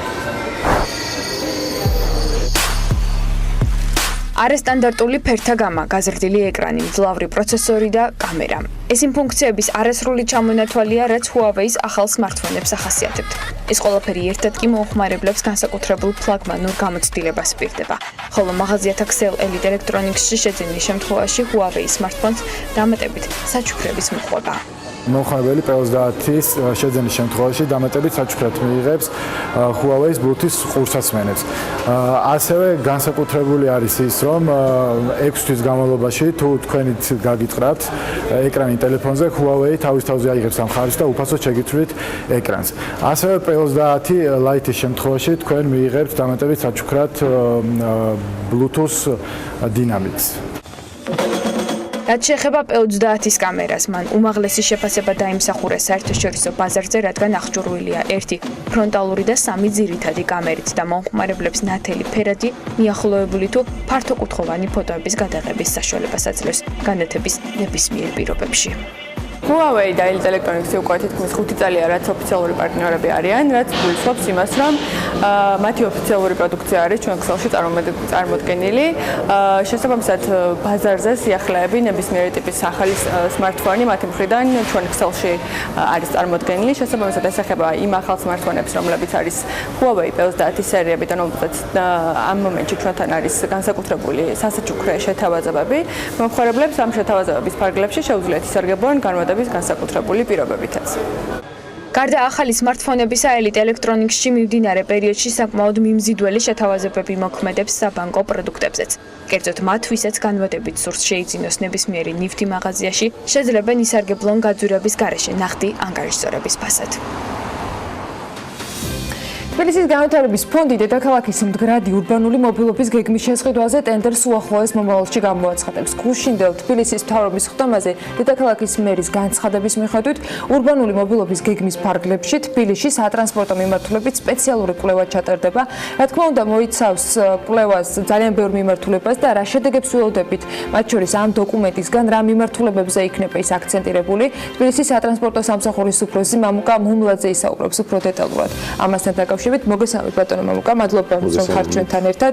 გუშინ მცირე ინფორმაცია იყო მხოლოდ ამ დოკუმენტთან დაკავშირებით, რომელიც რამდენადაც ჩვენ საუბარშიც გავარკვიე კიდევ უფრო უკეთ, არ ეხება მხოლოდ სატრანსპორტო მიმართულებას. რას მოიცავს დოკუმენტი, რამდენი წლის თქვათ ინფორმაცია შეიძლება წინასწარ მისი დახმარებით დაიგეგმოს და ტენდერი, რომელიც გამოცხადდა, რა პირობებს უნდა აკმაყოფილებს კომპანია, რომელიც მასზე იმუშავებს. დიახ, ძალიან მნიშვნელოვანი მიმართულება დაანონსა ქალაქის მერმა, ეს დედაქალაქისთვის სტრატეგიულად მნიშვნელოვანი დოკუმენტის შემუშავება გახდება საშუალება. კონკრეტულად 15 წლიან პერსპექტივაზე იქნება გათვლილი დოკუმენტი, რომელიც მოიცავს სხვადასხვა მიმართულებას, მათ შორის არის სტრატეგიული ტრანსპორტის განვითარება და ინფრასტრუქტურული პროექტები. დღეს დედაქალაქს არ გააჩნია თუნდაც საფეხმავლო მიმართულებით კონკრეტული სტანდარტი, მთლიანად მოხდება დედაქალაქის შესწავლა, მოხდება დაქსელვა თუ საფეხმავლო გადაადგილება და ქსელი როგორი უნდა იყოს, ამ ნაწილში შეიქმნება სტანდარტი, რომელიც დედაქალაქისთვის სახელმძღვანელო დოკუმენტი იქნება. ასევე ტრანსპორტის მიმართულება, ასევე კერძო ტრანსპორტი, დამატებითი გზები, ხიდები, რომელიც 15 წლიან პერსპექტივაზე იქნება გათვლილი, ასევე პარკირების მიმართულება და ასევე ლოჯისტიკა და დისტრიბუცია. ანუ ეს დოკუმენტი იქნება მრავლის მომცველი და მთავარი სახელმძღვანელო დოკუმენტი, რომელიც იქნება დედაქალაქისთვის შექმნილი. უახლოეს მომავალში, როგორც გუშინ დაანონსდა, ტენდერს უნდა დავალოდოთ ამასთან დაკავშირებით. შესაბამისად, საინტერესო იქნება კომპანია, რომელიც ამ ტენდერში მიიღებს მონაწილეობას, ერთგვარად გახდება შემავსებელი, მათ შორის კომპანია სისტრას მიერ გაკეთებული კვლევისა, რომლის შედეგებსაც უახლოეს მომავალში გავიცნობთ, თუ ეს იქნება ამ კვლევის საფუძველზე სხვა დანარჩენი მიმართულების, თქვათ, დაგეგმარება და ამაზე გეგმის შედგენა. რამდენად არიან ერთი და იგივე მიმართულებაზე ეს ორი, თქვათ, სისტრას კვლევა და ეს პროექტი სისტრას კვლევა, ეს არის დღევანდელ რეალობის გასწორება, ესე რომ ვთქვათ, იმიტომ რომ დღეს დედაქალაქში სატრანსპორტო ქსელი ფაქტიურად დაშლილი არის, ხდება ამ სქემის ახლიდან აწყობა, რომელიც დღევანდელ რეალობაზე იქნება აწყობილი, ხოლო დღეს არსებული ინფრასტრუქტურას, რომელიც დღეს არსებული ინფრასტრუქტურაზე გათვლით იქნება, დღეს არსებულ განაშენიანებაზე და მაცხოვრებლებზე იქნება გათვლილი ის, რასაც სისტრა მოგცემს, ხოლო შემდგომში უბნები როგორ განვითარდება, დიდი ღომი ავიღოთ მაგალითად, დღევანდელი საჭიროებით დამაკმაყოფილებელი იქნება, რასაც სისტრა მოგცემს ჩვენ კვლევას, რომ 18 მეტრიანი და 24 მეტრიანი ავტობუსებით იმ დერეფნების შემოთავაზებით, რაც სწრაფ გადაადგილებას გულისხმობთ, მოემსახუროთ და მოსახლეობა დავაკმაყოფილოთ, ხოლო შემდგომში დილომი როგორც ვითარდება ამ განვითარების შესაბამისად, ეს დერეფნები შესაძლებელი იყოს გამოყენებული იყოს მეტროსთვის და სწრაფი მიწისზედა ელექტროტრანსპორტისთვის, ამას უკვე დეტალური კვლევა და ეს გეგმა გვაჩვენებს, რომელიც შემუშავებული იქნება. დაახლოებით 2 წელი იქნება ამისთვის საჭირო, $1,900,000 არის თანხა გამოყოფილი ამისთვის, რომელსაც აზიის განვითარების ფონდის მხარდაჭერით მუნიციპალური განვითარების ფონდი ხელმძღვანელობს. ტექნიკური დავალების შემუშავებაში უშუალოდ ჩვენ ვიყავით მონაწილე, დედაქალაქის მერია, ტრანსპორტის სამსახური, ინფრასტრუქტურის განვითარების სამსახური, მთავარი დოკუმენტი შექმნილი, რასაც ტექნიკური დავალება ჰქვია, საერთაშორისო ორგანიზაციები, რომლებიც გამოცდილი არიან ესეთი გეგმების შემუშავებაში, უკვე მონაწილეობენ. პირველად ინტერესთა გამოხატვა ჩატარდა, გამოიკვეთენ კონკრეტული კომპანიები და უკვე სახელმწიფო ტენდერის გამოცხადების შემდგომ ძალიან სწრაფად გამოვლინდება ის კომპანია, რომელიც თქვენი ამოსავალი წერტილი და მიზანი რა არის? თორე როდესაც გენერალურ გეგმაზე იყო ძალიან ბევრი, თქვათ, პრეტენზია და დისკუსია, მათ შორის თბილისის მერის ხელმძღვანელობის შემდეგ აღმოჩნდა, რომ დავალება და შესრულებული შემდეგ შეფასებისას გაცემული დავალების შინაარსი არ იყო თანხმდროში. აი, დავალებას რას აძლევთ ამ ტენდერში მონაწილეს, რა გინდათ, რომ საბოლოო ჯამში მიიღოს? ეს არის საფეხმავლო, თქვათ, სისტემის შემუშავება, ეს არის სატრანსპორტო და ინფრასტრუქტურული თემის სრულად დაგეგმარება. რა 15 წლიან პერიოდში, თქვათ, აი, რა მიმართულებებით გავს თქვენ პრიორიტეტები? აი, რას ისურვებთ, რომ მეტრო იყოს უფრო მეტი, თქვათ, ტროლეიბუსი მუშაობდეს სადმე? აი, რას აძლევთ ამოცანას, რომ ამ, თქვათ, ტენდერში გამოჯობნო კომპანიამ რას რაზე მორგებულად უნდა შემოგთავაზოთ თქვენ შესაბამისი დოკუმენტი. სწორად და კარგად ახსენით, თვითონ დედაქალაქის გენერალური გეგმის ერთ-ერთი დავალება არის, რომ წელიწად ნახევარში წელიწადში შეიმუშაოს დედაქალაქის მთავრობამ ტრანსპორტის განვითარების გენერალური გეგმა, რასაც ჩვენ ახლა ვსაუბრობთ და პირველი ჩვენი ამოცანა რაც არის და მიზანი ჩვენ 2 წლის პერიოდში რაც გვაქვს გაწერილი ტრანსპორტ სისტემის მოწესრიგების მიმართულებით ეს არის კერძო ავტომობილების შემცირება და საზოგადოებრივი ტრანსპორტის განვითარება. ჩვენ ამის ირგვლივ ტრიალებთ ეს მიმართულება მოიცავს რა თქმა უნდა ქვეითებს პირველ რიგში ველობილიკების განვითარებას, დახსევლას დედაქალაქის მასშტაბით და სტანდარტის შემუშავებას, რომელიც სახელმწიფო დოკუმენტი იქნება დედაქალაქისთვის და სავალდებულო იქნება შესრულება. ჩვენ კონკრეტული უბნების რეაბილიტაციას როდესაც ვახორციელებთ, ხო, ვიშველიებთ საერთაშორისო სტანდარტებს, აი როგორც ჩარტავა კოსტავა მოეწყო, თუმცა ეს არის რეკომენდაციების ნაწილში, მაგრამ შეიქმნება დედაქალაქისთვის დოკუმენტი, რომელიც იქნება სახელმძღვანელო კანონის ძალის მქონე და სავალდებულო იქნება მისი შესრულება. მათ შორის გაქვთ რეკომენდაცია, რომ აი თქვათ კოსტავაზე რაც გაკეთდა უკვე, აი ამის გარშემო არ გახდეს საჭირო კოსტავას სრულად გადაწყობა, ან თუ თქვათ გარდავალი იქნება, შეიძლება ახლად მოწყობილი ველობილიკებით რაღაცა ფორმით შეიცვალოს ან ადგილი შეიცვალოს. აი ძირითადად და რომელ უბნებს ფიქრობთ, რომ იქნება აუცილებელი და მნიშვნელოვანი, მათ შორის ინფრასტრუქტურული გადაწყობა, ხიდის დამატება, ესტაკადის დამატება, ან სრულად გზისათვის მიმართულების შეცვლა და ასე შემდეგ. რომელ უბნებზე გაქვთ დღეს ყველაზე დიდი პრობლემური, თქვათ, ჩარტავა კოსტავას ნაწილში ნამდვილად არ იქნება ცვლილება, ვინაიდან პირდაპირ ის უცხოელი ექსპერტები, რომლებიც არიან გამოცდილები ამ მიმართულებით, თავიანთი შეცდომები არ გაგვამეორებინეს განვითარებული ქვეყნები, სადაც დაშვებული იყო ხოლმე შეცდომები, ჩვენ წავედით რადიკალურ ზომებზე და ავტობუსის ზოლები მოვაწყვეთ და შევიწროვდა შედარებით კერძო ავტომობილების მოძრაობის ზოლები. დაგეგმარდა ეს კონკრეტული ქუჩა, რომლის მას მოხდება დანარჩენ ქუჩებზე. შემდეგი ეტაპები არის მაგალითად ვაჟა-ფშაველას ქუჩა, სადაც ასევე ავტობუსის ბიატის გამოყოფილი ზოლი უნდა გაკეთდეს, რასაც დეტალური დამუშავება ჭირდება.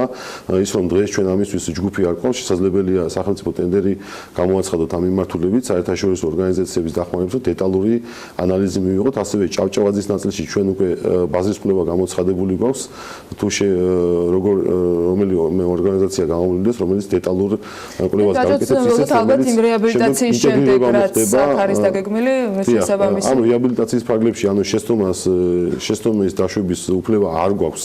ეხლა ვინაიდან ვიცით შემდგომში როგორი გეგმა გვექნება განვითარების ნაწილში და ინტეგრირება უნდა მოხდეს შემდეგ ამ გეგმებში. იგივე ის რასაც აკეთებს კონკრეტულ დეტალურ კვლევას ამის ინტეგრირება უნდა მოხდეს მობილობის გეგმაში მთლიანად. ჩვენ პრობლემური ქუჩები დედაქალაქში ძალიან ბევრი გვაქვს.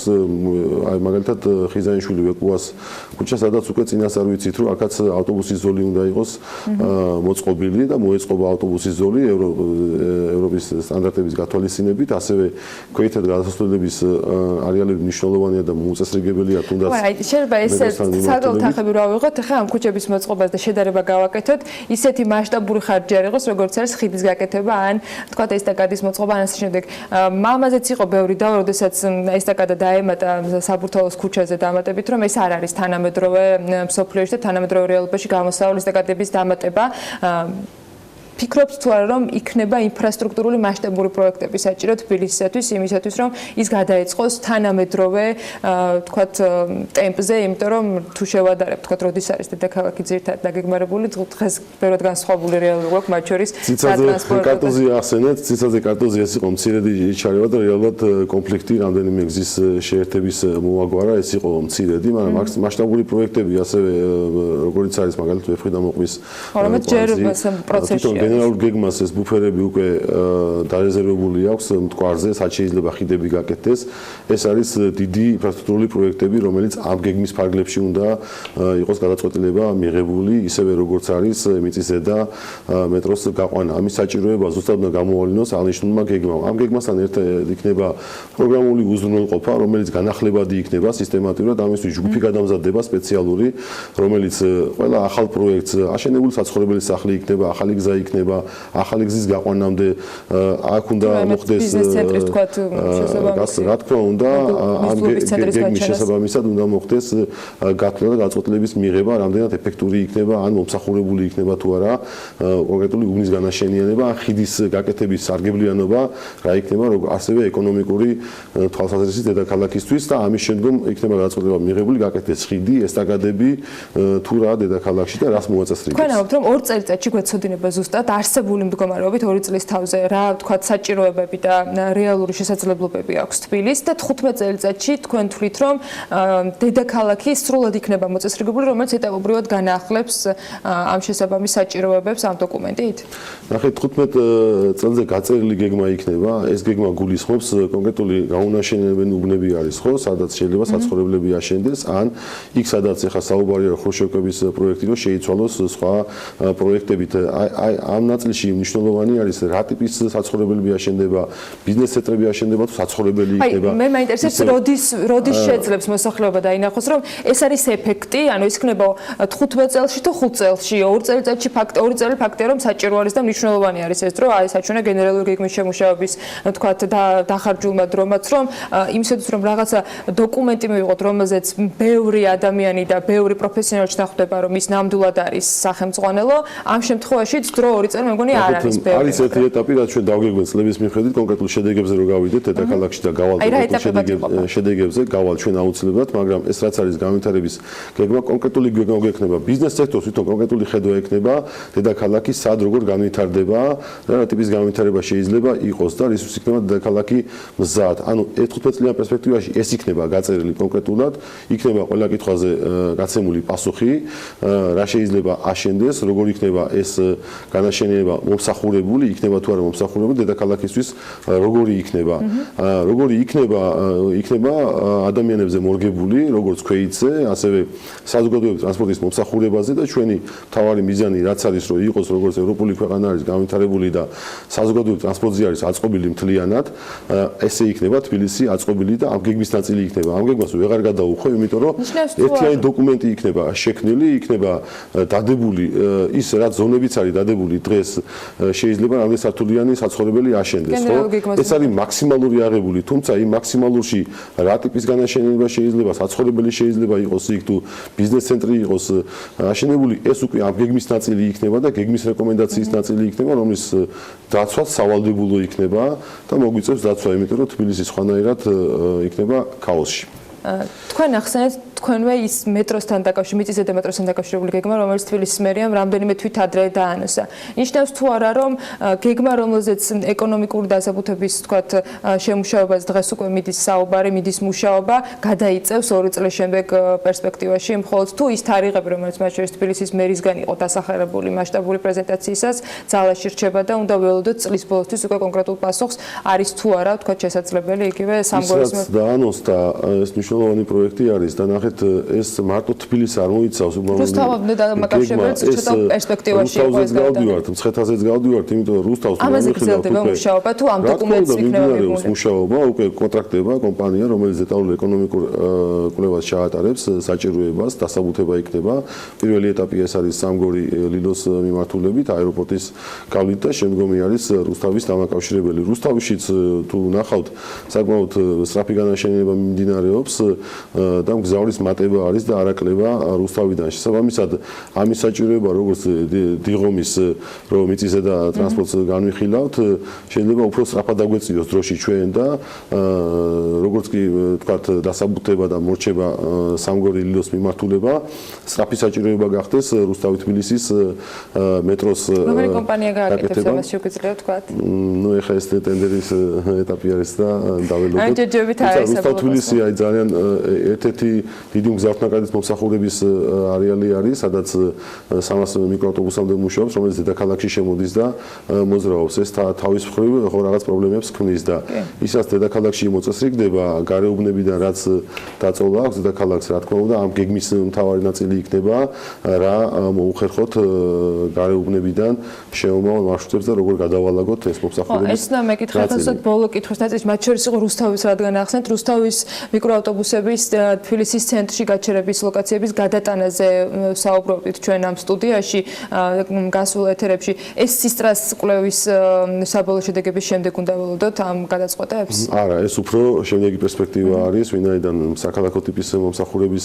ნაწილი არის და პირველ ეტაპზე დარჩება ისე, როგორც არის, მოხდება ინტეგრირება იმ მარშრუტებთან, რომელიც დღეს დედაქალაქში არის და ეს მცირედი ნაწილი არის 300 ერთეული ვერ შევადარებთ იმ რაოდენობასთან, რაც 1800 ერთეული მიკროავტობუსი მოძრაობს დედაქალაქში, თუმცა ამის გადალაგება მოხდება. ეს კონკრეტულად ჩვენ ოქტომბრის თვეში უნდა ვიცოდეთ, ოქტომბრის თვეში ჩვენ გეგმავთ, რომ სისტრას მოწოდებული შედეგები დავამტკიცოთ მარშრუტები, როგორც ავტობუსების, ისე მიკროავტობუსების ნაწილში და მიკროავტობუსების განახლების კონკრეტული თარიღები ვთქვათ. ანუ 2020 წელს რეალურად ახალი სქემით უნდა შევხვდეთ ამ მიმართულებით. 2020 წელს ახალი სქემით შევხვდებით, 2020 წელს შევხვდებით ახალი კონკრეტული მოკლე ვადით, როდესაც მიკროავტობუსები უნდა განახლდეს. ავტობუსები წელს გვეყოლება განახლებული უკვე ნაკადები შემოსულია დედაქალაქში და მალე ვიხილავთ მარშრუტებს. დიდი მადლობა. მამუკა მომლადეს თბილისის სატრანსპორტო სამსახურის უფროს მასპინძლობით საქმიანი დილის ეთერში და კიდევ ერთხელ შემიძლია აღნიშნო, თბილისის მერია არ გვაკლებს მუდმივ სიახლეებს იმისათვის, რომ ჩვენი საინფორმაციო უზრუნველყოფა იყოს დედაქალაქის მოსახლეობისათვის მუდმივად განახლებადი და მრავალფეროვანი არაერთი მიმართულებით. მადლობა კიდევ ერთხელ ბატონ მამუკას სტუმრობისათვის და ინფორმაციის გაზიარებისათვის. ჩვენ მცირე სარეკლამო პაუზა გველდება და რამდენიმე წუთში დაგიბრუნდებით.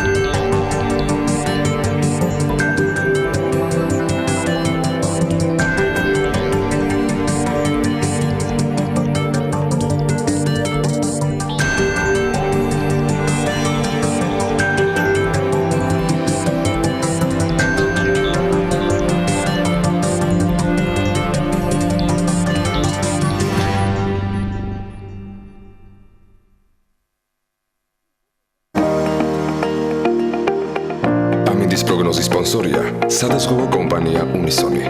თავისუფალი დაზღვევა თქვენი სიმშვიდისათვის.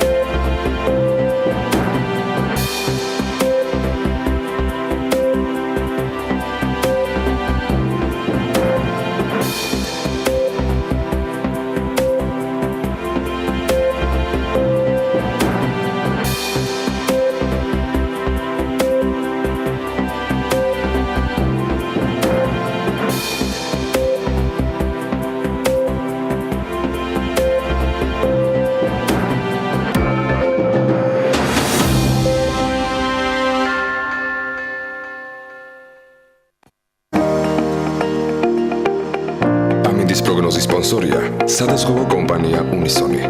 თავისუფალი დაზღვევა თქვენი სიმშვიდისათვის.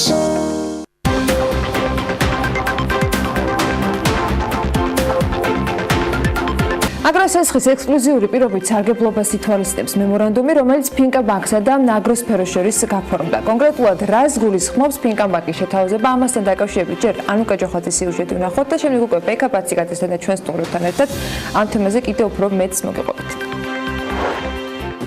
ფინკა ბანკი ფერმერებს აგროსესხს შეღავათიანი და მათზე მორგებული პირობებით შესთავაზებს. ამის დასტური კი ფინკა ბანკსა და აგროსფეროს შორის გაფორმებული მემორანდუმია. როგორც მხარეები ამბობენ, ფინკა ბანკის აგროსესხის ექსკლუზიური პირობებით ის ფერმერები ისარგებლებენ, რომლებიც აგროსფეროს მაღაზიათა ქსელში სასოფლო-სამეურნეო ნივთებს შეიძენენ. ჩვენ დიდი ხანია თანამშრომლობთ აგროსფეროსთან, მაგრამ ესეთი ექსკლუზიური ხელშეკრულება გაფორმდა სწორედ დღეს. ეს საშუალებას გვაძლევს ჩვენს მომხმარებლებს, ფინკა ბანკის მომხმარებლებს და ასევე აგროსფეროს მომხმარებლებს შევთავაზოთ უპრეცედენტო პირობებით სესხი. საპროცენტო განაკვეთი იწყება 2%-დან, ეფექტური 2.65%-დან და სესხის აღება საკმაოდ მარტივი არის, ძალიან გამარტივებული არის პირობები და პროცედურები და შესაბამისად ჩვენს მომხმარებლებს შეუძლიათ უკვე ისარგებლონ სწორედ ექსკლუზიური პირობებით. როგორც თქვით, ანუ აგროსფეროსთან ჩვენ თანამშრომლობა გქონდა და ეს ხელშეკრულება იმის საფუძველი არის, რომ კიდევ უფრო მეტად ვფიქრობთ, რომ ამ მიმართულებით ვიაქტიუროთ ორივე კომპანია და საბოლოო ჯამში კიდევ უფრო მეტი და ახალი პროდუქტი შევთავაზოთ ჩვენს მომხმარებლებს. კომპანია აგროსფერო ქართულ ბაზარზე 2005 წლიდან ოპერირებს და მომხმარებელს სასოფლო-სამეურნეო პროდუქციის სრულ ასორტიმენტს თავაზობს. აგროსესხის ვადად 6-დან 15 თვემდე პერიოდი განისაზღვრა. მისი გაცემისა და დამტკიცების საკომისიო კი 0%-ია. როგორც აგროსფეროს ასორტიმენტის მართვისა და განვითარების დირექტორი მიხეილ გაგუნაშვილი ამბობს, აღნიშნული ინიციატივა, რომელიც გაზაფხულზე ჩაეშვა, ფერმერებისთვის დიდი შეღავათი იქნება, რადგან ეს მათთვის ყველაზე აქტიური სეზონია. გაზაფხული სწორედ ის პერიოდია, როდესაც ფერმერებს ესაჭიროება დაფინანსება, რათა გააფართოვონ ან გააგრძელონ უფრო წარმატებულად მოღვაწეობა აღნიშნულ სფეროში, შესაბამისად ამ დაფინანსებით მათ საშუალება ეძლევათ საკმაოდ მიმზიდველი პირობებით შეიძინონ ჩვენს ქსელში არსებული ყველა ის პროდუქტი, რაც მათი წარმატების მნიშვნელოვანი ფაქტორია. ეს მემორანდუმი და ეს ფაქტი მათ საშუალებას აძლევს მათი შემოდგომა იყოს ძალიან ბარაქიანი. ფინკა ბანკში ამბობენ, რომ ეს ინიციატივა მხოლოდ დასაწყისია. აგროსესხის მიმართ ინტერესი იმდენად მაღალია, რომ ბანკის მენეჯმენტის განმარტებით მსგავსი თანამშრომლობის გაგრძელება მომავალშიც იგეგმება. აგროსესხი 2%-ად ფერმერობაზე დაფიქრება მხოლოდ ამ შეთავაზების გამო ღირს ალბათ, მაგრამ მოდით დეტალებში გავერკვეთ და ამას ჩვენი სტუმრები დაგვეხმარებიან. ირაკლი აბაშიძე, ფინკა ბანკის საკრედიტო მიმართულების ხელმძღვანელი და მიხეილ გაგუნაშვილი, აგროსფეროს ასორტიმენტის მართვის და განვითარების დირექტორი არიან საქმიანი დინის სტუდიაში. დილა მშვიდობის, მოგესალმებით. შეღავათიო, ანუ თვითონ ახსენა მე, რომ დაღა შეღავათიო ფაქტურად უფასო ფულია. ასე რომ გვინდა რომ დეტალებში გაგვარკვიოთ, ვის შეუძლია ამ სესხის სარგებლობა, რა ტიპის 2%-ზე როგორ ჩამოიყვანეთ? ეგ გამიხსენი. ხო, რა პირობებია ამ შემთხვევაში სესხის გარდა თქვათ 2%-ისა, რომელიც ყველაზე მნიშვნელოვანია ალბათ სესხაბლისთვის. მოგესალმებით კიდევ ერთხელ, მივესალმებით თქვენს მაყურებლებს. მადლობა მოწვევისთვის. რაც შეეხება 2%-ს, სანამ დაიწყებდა მართლა ხუმრობდით ხო ამ 2%-ზე. ეს მართლაც ექსკლუზიური პირობები არის და ეს გაკეთდა იმ შეთანხმებით და იმ მემორანდუმით, რაც გაუფორმეთ ჩვენ აგროსფეროსთან. საკმაოდ ბევრი ვიმუშავეთ ამ მიმართულებით ორივე კომპანიამ და შესაბამისად სწორედ ამ მუშაობის შედეგი არის ის პირობები, რა პირობებზეც თქვენ სიუჟეტში ისაუბრეთ. ნამდვილად საპროცენტო განაკვეთები იწყება 2%-დან და ეფექტური საპროცენტო განაკვეთი გამოდის 2.65%-დან. გაცემის საკომისიო ნამდვილად 0 არის და დამტკიცების საკომისიოც ნამდვილად 0 არის. რაც შეეხება თუ როგორ შეიძლება ისარგებლონ ფერმერებმა ამ ესეთი დაბალი და უპრეცედენტო პირობებით, ხო? ნებისმიერ შეუძლია ისარგებლოს ამ აგროსესხით. უბრალოდ აქ არის რომ ეს სესხი, რომელიც გაიცემა, უნდა შეიძინოს ამ სესხით აგროსფეროს მაღაზიებში პროდუქცია, რომელიც მას ჭირდება საშემოდგომო საგაზაფხულო სამუშაოებისთვის. კიდევ ერთხელ ეს გათვლილი არის არა მარტო ჩვენს მომხმარებლებზე, არა მარტო აგროსფეროს მომხმარებლებზე, შეუძლია ყველამ ისარგებლოს ამითი და შესაბამისად ისარგებლოს ფინკა ბანკის სესხით და შემდგომ შეიძინოს პროდუქცია უკვე აგროსფეროს მაღაზიაში. აგროსფეროში რა პროდუქციის შეძენა შეუძლიათ? ანუ რა სამუშაოებში იღებენ ისინი რეალურად დახმარებას ამ თანხით, რომლის თქვათ სესხადაღებაც შეუძლიათ. თქვენ გაზაფხული ახსენეთ და ეხლა სწორედ ის პერიოდია, როდესაც ერთგვარი შეწამლითის თუ სხვა მიმართულებით დამუშავებითი პროცესები უნდა წავიდეს სოფლის მეურნეობაში. რა ჯამში რა სამუშაოებზეა შეღავათი? მოგესალმებით კიდევ ერთხელ, მივესალმებით თქვენს მაყურებელს. როგორც ვიცით და როგორც აღნიშნეთ, გაზაფხული ყველაზე აქტიური პერიოდია სოფლის მეურნეობაში, ყველაზე მნიშვნელოვანი ფაზა იწყება სოფლის მეურნეობაში. შესაბამისად, ფერმერებისთვის ძალიან მნიშვნელოვანია ფინანსური მხარდაჭერა, რომ მათ შეიძინონ მათთვის საჭირო ყველა ის პროდუქტი და ინვენტარი, რაც მათი წარმატების საწინდარი იქნება, შესაბამისად აგროსფერო უკვე 14 წელიწადია მოღვაწეობს წარმატებულად ქართულ ბაზარზე. ჩვენ მომხმარებლებს თავაზობთ ისეთ პროდუქტებს, როგორიც არის მცენარეთა დაცვის საშუალებები. ეს არის გერმანული კომპანია Bayer-ი, კომპანია Yaras მინერალური სასუქები, სასოფლო-სამეურნეო ტექნიკა, წარმოადგენთ გერმანულ კომპანია Klaas, წვეთოვანი მორწყვის სისტემები, სხვადასხვა კულტურების სათესლე მასალა, პრაქტიკულად ყველა ის საჭირო იარაღი, დანადგარი, აღჭურვილობა თუ პროდუქტი, რომელიც მათი წარმატებისთვის იქნება მნიშვნელოვანი. შესაბამისად, გუშინდელი გაფორმებული მემორანდუმი, რომელიც საკმაოდ ხანგრძლივი და ნაყოფიერი შრომის შედეგია, ჩვენს მომხმარებლებს საშუალებას აძლევს ძალიან მოკლე დროში, პრაქტიკულად რამოდენიმე წუთში შეავსონ განაცხადი და რამოდენიმე წუთში მიიღონ პასუხი დაფინანსებაზე.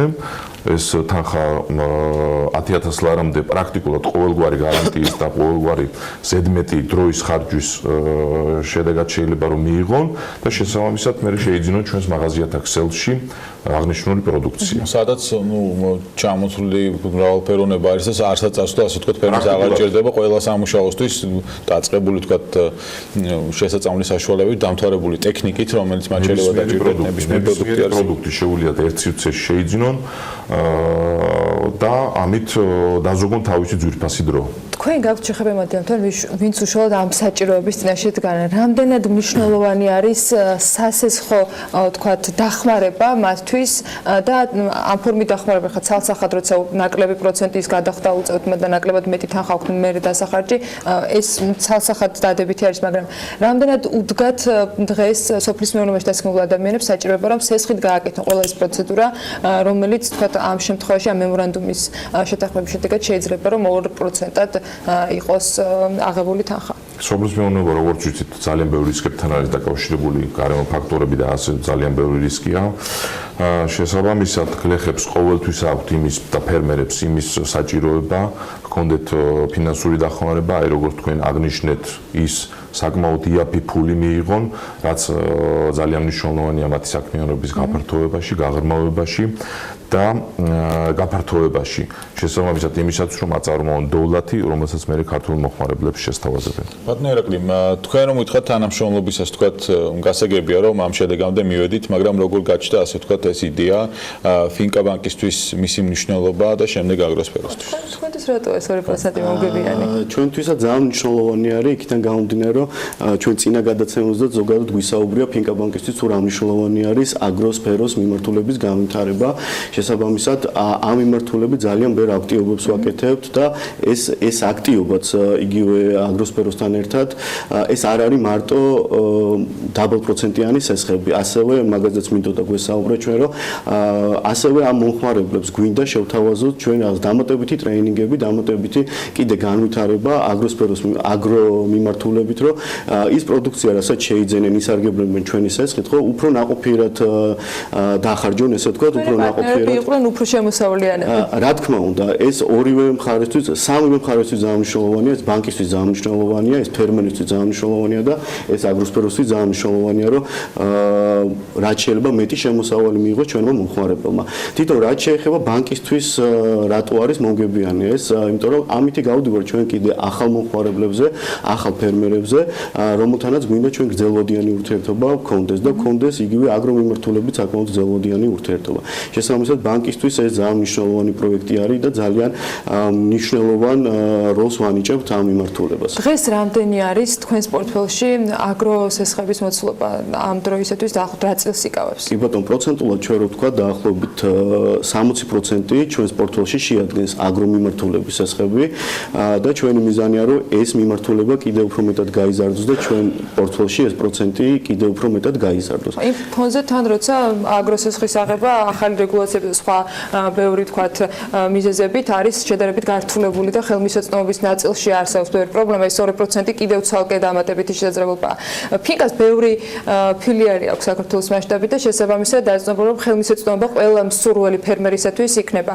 თქვენ შემთხვევაში აგროსფეროს უპირველეს შემთხვევაში სად შეიძლება თქვათ თქვენ მთელი საქართველოს მასშტაბით ხართ წარმოადგენელი ამდენად ჩემთვის ცნობილი არის სად შეიძლება რომ ამ მემორანდუმით სარგებელი მიიღოს ფერმერმა ვის უნდა მიაკითხოს თქვენთან თუ არის შესაძლებელი იგივე ამ სისხლთან ხელმისაწვდომობაზე იყოს გარკვეული შეთანხმება გაფორმებული ან აუცილებელია თუ არა ჯერ ბანკში მივიდეს ფერმერი და მხოლოდ ამის შემდეგ მიაკითხოს იმ საჭირო პესტიციდები იქნება თუ სხვა ტექნიკა რომელიც მას საგაზაფხულო სამუშაოებისათვის დაჭირდება.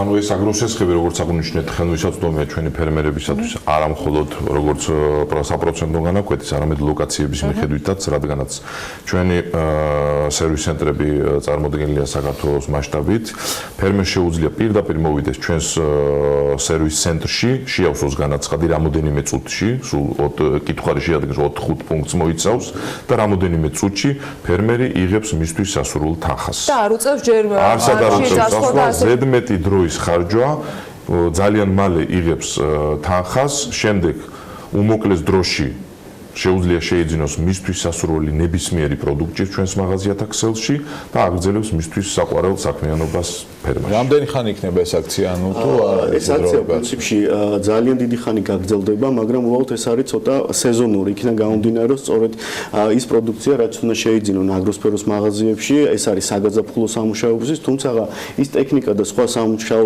ტექნიკა რაც უკვე ჭირდებათ მომხმარებლებს, ეს შეუძლიათ უკვე გრძელვადიანად ისარგებლონ. აქვე მინდა ერთი ხაზი გავუსვა, როცა დავიწყეთ ჩვენ ამ პროექტზე მუშაობა და უკვე გაშვებული არის ფილიალებში, როგორც ფინკა ბანკის ფილიალებში, ასევე აგროსფეროს ფილიალებში საკმაოდ დიდი გამოხმაურება არის ორივე მიმართულებით კოლცენში საკმაოდ ბევრი მომხმარებელი რეკავს და ძალიან დიდი დაინტერესება და ძალიან დიდი აქტიურობა არის ამ მიმართულებით. აქვე მინდა ხაზი გაუსვა კიდე რომ მიმდინარეობს მოლაპარაკება აგროსფეროსთან ერთად რომ მათ პარტნიორ ორგანიზაციებზეც გავცელდეს ესე ვთქვათ ეს ყველაფერი და შესაბამისად ამ მიმართულებითაც რომ გაიზარდოს ეს ლოკაციები და გაიზარდოს მაღაზიების ქსელი სადაც შეუძლიათ უკვე როგორც აგროსფეროს მომხმარებლებს ასევე ჩვენს მომხმარებლებს ისარგებლონ ამ უპრეცედენტო პირობებით. უდავოდ უპრეცედენტო, იმიტომ რომ 2%, ნუ ეფექტურის გათვალისწინებით 2.75 თუ სწორად მახსოვს და განაღლების 0%-იანი შემთხვევა, მგონი არაჩვეულებრივი შესაძლებლობა ფერმერებისთვის. ჭირდება საუკეთესო პროცენტია იდეაში. დღეს ბაზარზე დაახლოებით რამდენი არის აგროსესხის საშუალო პროცენტი? დაახლოებით რომ ვიმსჯელოთ ეს თანხაზე არის დამოკიდებული და ასევე ვადაზე არის დამოკიდებული და ასე შემდგომ. რო ავიღოთ 15%-დან მე რყევს დაახლოებით 30%-მდე. კიდევ ერთხელ ხაზს ვსვავ თანხაზე, ვადაზე და ასე შემდეგ. ძალიან ბევრ კომბინაციაზე არის დამოკიდებული, მაგრამ ეს პირობები, ანუ ფაქტობრივად ორ კერძო კომპანიას შორის მოხდა მოლაპარაკება, შეთანხმება ესე ვთქვა და შესაბამისად აი ესეთი აქცია მაგითო ვთქვით უპრეცედენტო არის, რადგანაც ამ მიმართულებით არ არის ჩართული ზიაფი აგროსესხების პროექტი და ასე შემდგომ. ეს არის უბრალოდ ორი უშუალოდ კერძო კომპანიის მიერ განხორციელებული პროექტი, განხორციელებული მემორანდუმი, რომლის საფუძველზედაც უკვე ვაკრედიტებთ და ვაძლევთ საშუალებას ჩვენს ფერმერებს რომ ისარგებლონ ნამდვილად ესეთი კარგი პირობებით. რა მე იპოთეკაზე სხვა თვითონ. მუშაობთ მაგ საკითხებთან. მე მგონი ამ ორი რიცხვის შედარება ყველაფერზე მეტყველებს და დანარჩენისათვის უკვე დაინტერესებულ ადამიანებს შეუძლიათ მიაკითხონ შესაბამის ადრესაც ირაკლი აბაშიძეს ფინკა ბანკის საკრედიტო მიმართულების ხელმძღვანელს და მიხეილ გაგუნაშვილს აგროსფეროს ასორტიმენტის მართვის და განვითარების დირექტორის მასპინძლობთ და მე მგონი ძალიან საინტერესო და საჭირო ინფორმაცია იყო ამ სეზონისათვის განსაკუთრებით ფერმერებისათვის საქმიანი დილის ეთერში ახლა ჩვენი სტუმრებისგან თქვენთვის გაზიარებული. მადლობა მათ იმისათვის რომ იყვნენ ჩვენი სტუმრები. ჩვენ მცირე სარეკლამო პაუზა გველოდება და რამდენიმე წუთში დაგებრუნდებით.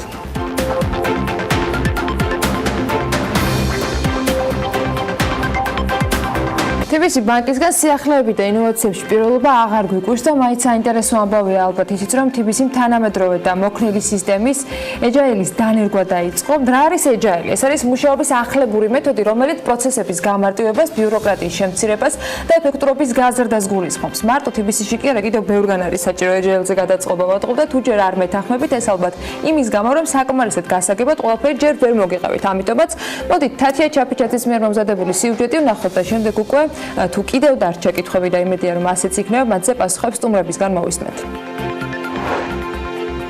TBC მსოფლიოს წამყვან ორგანიზაციებში ადაპტირებული მუშაობის თანამედროვე სისტემის ეჯაილის დანერგვა დაიწყო. პროგრამა ერთი მხრივ თანამშრომლების პროფესიულ ზრდას, ხოლო მეორე მხრივ საუკეთესო შედეგების მიღწევას უზრუნველყოფს. ეჯაილის მუშაობის პრინციპი ერთი პროექტის ირგვლივ სხვადასხვა კომპეტენციის თანამშრომლების გაერთიანებას, ამოცანაზე ფოკუსირებას და მეტ დამოუკიდებლობას გულისხმობს. ტრადიციული დირექტორების განყოფილებებისა და დეპარტამენტების ნაცვლად შეიქმნა ლიგები, გუნდები, ლეგიონები და ცოდნის ცენტრები.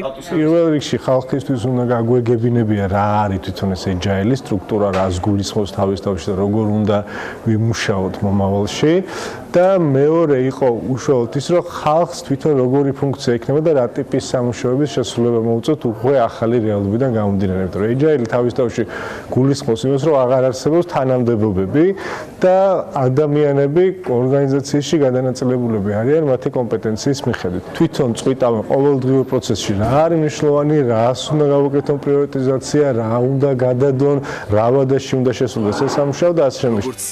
ეჯაილ ორგანიზაციის ყველაზე დიდი სტრუქტურული ერთეულები ლიგები არიან, რომლებიც ბიზნეს მიმართულებებს განსაზღვრავენ. თავის მხრივ ლიგები იყოფიან გუნდებად, რომელიც ერთი მიზნის მისაღწევად იქმნება. სწორედ გუნდები ერთიანი ძალისხმევით ქმნიან იმ ბიზნეს ღირებულებას, რომელიც პირდაპირ უკავშირდება ორგანიზაციის სტრატეგიული მიზნების მიღწევას. ამ გადანაწილებაში ერთი კომპეტენციის სპეციალისტების ჯგუფს წარმოადგენს ლეგიონი, რომელიც კონკრეტული კომპეტენციის შექმნასა და სტანდარტიზაციაზეა პასუხისმგებელი. ლიგებისგან დამოუკიდებლად არსებობენ ცოდნის ცენტრები. მათი მთავარი ამოცანა კი ეჯაილ ორგანიზაციის მხარდაჭერაა კონკრეტული ექსპერტული ცოდნითა და გამოცდილებით. ტრანსფორმაციის რაღაც ეტაპზე ძალიან საინტერესო პროცესი ჰქონდა ამ ეჯაილ სტრუქტურის დაკომპლექტებისთვის. ფაქტიურად დაახლოებით 500-მდე თანამშრომელი იღებდა მონაწილეობას ამ ტრანსფორმაციაში და ამ თანამშრომლებს მიუხედავად იმისა, ადრე რა პოზიციაზე და როლზე მუშაობდნენ, მივეცით საშუალება, რომ დაეფიქსირებინათ თავიანთი სურვილი და გადასულიყვნენ ამ ახალ პოზიციაზე სხვადასხვა ლიგებში, სხვადასხვა გუნდებში. ეს ძალიან საინტერესო პროცესი იყო თანამშრომლების მხრიდანაც. ფაქტიურად 30%-მა შეიცვალა თავისი ძველი პროფესია და პოზიცია და გადავიდნენ ახალ გუნდებში. ეჯაილ პროგრამით მუშაობენ ისეთი კომპანიები, როგორიცაა Amazon, Google და Netflix. მათ რიცხვს TBC მარტის ბოლოდან შეუერთდა. ბაზარი ძალიან დინამიური არის, ორგანიზაცია ძალიან სწრაფად იცვლება და ამ შემთხვევაში მნიშვნელოვანი არის, რომ ორგანიზაციას ჰქონდეს უნარი, რომ სწრაფად მიიღოს გადაწყვეტილება, იყოს მაქსიმალურად მოქნილი და ამ გამოწვევებს ეფექტურად უპასუხოს. ზუსტად ამისთვის არის ეს ეჯაილ მეთოდოლოგია მომართული. ეჯაილ სტრუქტურით მუშაობა TBC-ის 500-მდე თანამშრომელმა უკვე დაიწყო. ეტაპობრივი ტრანსფორმაცია მთელს კომპანიაში მოხდება. სოფლიოს წამყვან ორგანიზაციებში მუშაობის თანამედროვე სისტემის შესახებ უფრო ვრცლად ჩვენი სტუმრები ისაუბრებენ. თორნიკე გოგიჩაიშვილი, TBC ბანკის ოპერაციების მართვის დირექტორი და ინგა ყელაურაძე, TBC ბანკის ეჯაილ ტრანსფორმაციის ხელმძღვანელი არიან საქმიანი დილის სტუდიაში.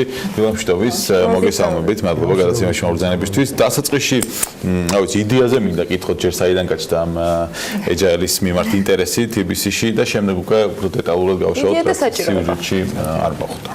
კეთილი, პირველ რიგში მადლობა დიდი სტუდიაში მოწვევისთვის, მივესალმებით თქვენს მაყურებელს. სახელმწიფო დამაინტრიგებელი იყო, რომ განმარტებას აუცილებლად საჭიროებდა მათ შორის სტუდიაში. კი, რა თქმა უნდა. მოკლედ ვფიქრობთ, რომ ზოგადად პროგრესი სურვილი და განვითარება ადამიანის ბუნებაში დევს და მათ შორის ინსტიტუტების, იმიტომ რომ ადამიანებისგან შემდგარი ორგანიზაცია, ყველა კომპანია და როდესაც კომპანია ვითარდება, ისეთი კომპანია როგორც TBC-ა ბუნებრივად გება ხოლმე რაღაც ახალ ეტაპზე გადასვლის საჭიროება. ხო, TBC ლიდერია საქართველოს ბაზარზე, ამბიცია აქვს, რომ ქვეყნის ფარგლებთაც გავიდეს, სხვადასხვა მონათესავე ინდუსტრიებში თავისი სიტყვა თქვას, არ არის პრინციპში საიდუმლო, რომ უკვე ეკოსისტემის სირსული ბიზნესების მიმართულებითაც იჩენს აქტივობას და ამ ყველაფრის მისაღწევად იქნა მიღებული გადაწყვეტილება, რომ მოდი რატო არ ვცადოთ ახლებურად მეშვეობების პრინციპი, რაც ფაქტიურად საქმის კეთების ახალებული ფილოსოფია. ეს ჯერ არ არის თვითმიზანი, რომ რაღაცას ეს ფილოსოფია სიუჟეტში კი სადეთ რა გვეხსნა, მაგრამ მაინც კიდევ ერთხელ მოდი ამაზე უკვე ინგა მისაუბროს, რას წარმოადგენს თავად ეჯაილი, რა არის ეს სიახლე. პირველ რიგში, პირველ რიგში, რასაც ხაზს უსვამთ ხოლმე, ეს არის აზროვნების და მიდგომის ცვლილება საქმისადმი, მეტი დელეგირება იმ ადამიანებზე, ვინც უშუალოდ არის ჩართული სამუშაო პროცესში, მეტი ავტონომია მათთვის და სრული პასუხისმგებლობის შექმნა ერთი მიზნის გარშემო, ანუ არა ის, რომ რაღაცა კონკრეტული ზევიდან მოსული მიზნები და დავალებები შეასრულონ გუნდებმა, არამედ თვითონ მიხვდნენ რა არის საჭირო იმისთვის, რომ მიზნამდე მივიდნენ, თვითონ გადაწყვიტონ რა არის, როგორ უნდა იარონ ამ გზაზე და ყველა პირობა ქონდა შექმნილი იმისთვის, რომ ეს მიზანი მიღწეული იქნას. იმ ფონზე რომ საბანკო სისტემა არის მეტად სკრუპულოზურად ყველა დეტალზე პასუხისმგებელი, ყველა დეტალი არის რაღაცა ფორმით შესათანხმებელი, არსებობს ჩარჩოები რეგულატორის მხრიდან ზოგადად ფინანსურ ნაწილში. აი ამ შემთხვევაში ბანკისთვის მით უმეტეს რა ცვლილება შეიძლება მოახდინოს ეჯაილმა. იცით რა არის? ეჯაილი სხვადასხვანაირად არის ხოლმე აღქმული ზოგადად და ნუ პირველ რიგში ჩვენს ხალხს უსვამთ, რომ ეჯაილი არ არის ქაოსი და არ ნიშნავს იმას, რომ ვისაც რა უნდა ის აკეთოს. რა თქმა უნდა, ეს არის კარგად სტრუქტურირებული, ეფექტური პროცესები პირველ რიგში, შესაბამისი პასუხისმგებლობებით და რა თქმა უნდა, ეს არ ნიშნავს და არ გამორიცხავს იმ რისკების მართვას, იმ რეგულაციების მართვას, რაც ზოგადად ფინანსურ ინსტიტუტებს და ბანკებს აკისრიათ პირველ რიგში და ეს უბრალოდ არის კარგად ორგანიზებული ნაკლები სტრუქტურა, ნაკლები ბიუროკრატია და დელეგირება, სტანდარტების შექმნა. პირველ რიგში ეჯაილი გულისხმობს იმას, რომ სტანდარტებით კარგად იყოს გაწერილი რა შეგვიძლია და ზედმეტი კითხვა-პასუხში არ შევიდეთ და ზედმეტი იტერაციები არ დაგჭირდეს იმისთვის, რომ რაღაცა მიზნამდე მივიდეთ. თორე რა თქმა უნდა, ეს არავითარ შემთხვევაში არ გულისხმობს იმას, რომ რისკები არ იმართება. რისკი მათ შორის იმით, რომ გუნდური მუშაობა შეიძლება იყოს ჩანაცვლებული ამით. და შემდეგ მინდა რომ ყვაი როგორც მომხმარებლები რას იგრძნობენ ეჯაილის თქვათ სრული დანერგვის შემთხვევაში მათზე როგორ აისახება, მაგრამ ჯერ იქამდე შიგნით მუშაობისას რამე რისკი არსებობს ამ მუშაობის პრინციპში, რომ დღეს როგორც თქვათ გუნდური მუშაობის თქვათ მაგალითები აქვს დარწმუნებული ვარ ყველა ორგანიზაციას თქვენ შემთხვევაში შედეგი უკვე არის და სხვაგვარად ვერ იქნებოდა ეს რისკი ეჯაილი პირველ რიგში თვითონ სტრუქტურასაც რო შევხედოთ, ხო რა ის სიუჟეტში იყო გადმოცემული კარგად რისგან შედგება ზოგადად სტრუქტურა. პირველ რიგში ეს არის გუნდების ერთობლიობა და სხვადასხვა კომპეტენციის და სხვადასხვა პროფესიის ადამიანის გაერთიანება ერთი მიზნის გარშემო და პირველ რიგში გუნდურ მუშაობას გულისხმობს ეს და გუნდების ეფექტურობას და გუნდების ჩამოყალიბებას. ამიტომ მანდ რისკი რომ გუნდურ მუშაობას რამე საფრთხე შეექმნას, პირიქით ჩვენ გონია რომ ამ მიმართულებით და მიდგომით ვაძლიერებთ. ინდივიდუალურს რაც შეეხება ეს გამჭირვალობა და ეს დელეგირება და ამ ხალხზე მეტი დამოუკიდებლობის და თავისუფლების მინიჭება, პირიქით გონია კი არა და დარწმუნებული ვართ, რომ ლიდერების აღმოჩენას და ლიდერების წამოწევას უწყობს პირველ რიგში ხელს, რომ ყველა ქვედა დონეზეც გამოჩნდეს ის ადამიანები, გამოჩნდნენ ის ადამიანები, ვინც რეალურად ქმნიან საქმეს და ვისაც შესაბამისი ღირებულება მოაქვს კომპანიებისთვის. ეხლა იერარქიულ სტრუქტურებში და ძველ ტრადიციულ სტრუქტურებში ეს მეტნაკლებად ჩაკარგულია ხოლმე და ძალიან რთულია ამის დანახვა და იდენტიფიცირება და agile მოწყობა, agile სტრუქტურები პირიქით ამას ხელს უწყობს, ეს ავითარებს გუნდურ მიდგომას და გუნდურ მუშაობას. ბუნებრივია, რომ ზოგადად ეს კულტურული ცვლილება რადგან არის პირველ რიგში ყველასთვის მისაღები ფორმატი არ არის ეს და ჩვენც რა თქმა უნდა ამ რისკებს ვაფასებთ, რომ შეიძლება ვიღაცას ინდივიდუალური განვითარება და არაგუნდური ბევრად წინ კონდეს წამოწეული და ესეთი ადამიანებისთვის უფრო რთული არის ესეთ სტრუქტურაში მუშაობა, ვისაც გუნდურობის პრინციპის გათავისება ნაკლებად შეუძლია, მაგრამ ჩვენ დარწმუნებულები ვართ, რომ ჩვენ გუნდში ისეთი ადამიანები არიან, ვინც პირიქით ამ გუნდური მუშაობისთვის არიან მოწოდებულები. კარგი მაგალითია სხვა დანარჩენების. ახლა რა ეტაპზეა თქვათ ეს სისტემის განვითარება, რა დრო დაჭირდება ისეს თქვათ რა ეტაპებია ზოგადად ახლა ეჯაილის განვითარების ორგანიზაციაში? ეთილი პრინციპში ეჯაილი ჩვენ დავნერგეთ დიდ ნაწილში ორგანიზაციის, რომელიც გულისხმობს ბიზნესის, ძირითადი ბიზნესის და IT-ის თანამშრომლობას.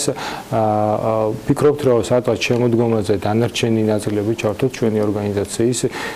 ფაქტიურად ფუნქციურად სრულად არის გაშვებული ახლა ეჯაილი და თქვენ გითხოვს რომ დაუბრუნდეთ თუ როგორ იგრძნობენ მოხმარებლები, მრავალმხრივად არის შეიძლება ეს წარმოჩინდეს. პირველ რიგში რომ ჩვენ უფრო ჩქარები და სწრაფები ვიქნებით ბაზარზე და უფრო სწრაფად შევძლებთ იმ ინოვაციების და სიახლეების დანერგვას და მოხმარებლებამდე მიტანას. მეორეს მხრივ ვფიქრობთ, რომ ტიბის ისედაც ერთ-ერთი სასურველი დამსაქმებელი იყო ბაზარზე და ამ უკვე ახლებური ფილოსოფიაზე, ბიზნესის კეთების ფილოსოფიაზე გადასვლით ვფიქრობთ, რომ კიდევ უფრო ბევრად საინტერესო დამსაქმებელი ხდება, იმიტომ რომ დღეს თანამედროვე ეპოქაში, როდესაც ტექნოლოგიები ესე ვითარდება და ადამიანები, განსაკუთრებით მილენიალები, რომლებიც თავისუფლების ხარისხს ძალიან დიდ მნიშვნელობას ანიჭებენ, მათთვის ხშირ შემთხვევაში ბანკში მუშაობა, ესე სტრუქტურიზებულ ორგანიზაციებში შეიძლება მოსაწყენი იყოს და agile ვფიქრობთ, რომ აძლევს ყველა ინდივიდს იმის შესაძლებლობას, რომ ჯერ ერთი რომ მაქსიმალურად რეალიზებული იყოს, მაქსიმალურად ზრდაზე იყოს ორიენტირებული და სამუშაო მათთვის არ იყოს რაღაცა თვირთი, არამედ ადგილი, სადაც მივლენ, გავითარდებიან და სიამოვნებას მიიღებენ ამ ყველაფერს. თანამშრომლობასთან უფრო მეტი მარგიქმედების კოეფიციენტი აქვს. გასაგურველია, კიდე აი მაგაზეც ვიდა რომ ხაზი გაუსვა რომ მოკლედ agile ყველასთვის არ არის, რა იგულისხმება მაგაში, სანამ ამ თამამ ნაბიჯს გადადგავდა საკმაოდ თავი ნაბიჯია, იმიტომ რომ როგორც თქვენ თქვით, ბანკი, ფინანსური ინსტიტუტი, მრავალი რისკები, რეგულაციები, ხო, უნდა გაიზომოს მზაობა, ეგრეთ წოდებული agile maturity, ხო, მოწიფულობა, თუ რამდენად არის კომპანია მზად იმისთვის, რომ ეგ ტრანსფორმაცია განახორციელოს. ტრანსფორმაცია ყოველთვის იწყება თავიდან, თუ არ არის alignment-ი, ანუ შესაბამისობაში მოყვანილი მენეჯმენტის ზაობა რომ დაიწყოს ეს ტრანსფორმაცია, აუცილებლად ალბათ ვერ იქნება ეს ტრანსფორმაცია წარმატებული და მოკლედ ამ ზაობას სანამ ამ ნაბიჯს გადავდგავდით, ჩვენ გავზომეთ, მრავალი წელი ვფიქრობდით ეს agile-თან. თლათახალიც არ არის 3 წლის წინ IT-ში დავიწყეთ მსგავსი მეთოდის დანერგვა და დღეს უკვე დადგა ის მომენტი, ვფიქრობთ, რომ მზად ვიყავით და ეს ნაბიჯი მხოლოდ ამის შემდეგ გადავიდა. უკვე ჩვენ ვფიქრობდით, რომ აღარ იყო საკმარისი იმ ამბიციური შედეგების მისაღწევად, მიზნების მისაღწევად, რა ტიპის ქონდა და როგორ იყო შედეგები ამ 3 წლის? ძალიან პოზიტიური შედეგები ქონდა, იმიტომ რომ დავიწყეთ დაახლოებით 3 წლის წინ, როგორც თორნიკემ თქვა, ეს იყო ძირითადად პროექტების მიმართულებით და IT განვითარების მიმართულებით.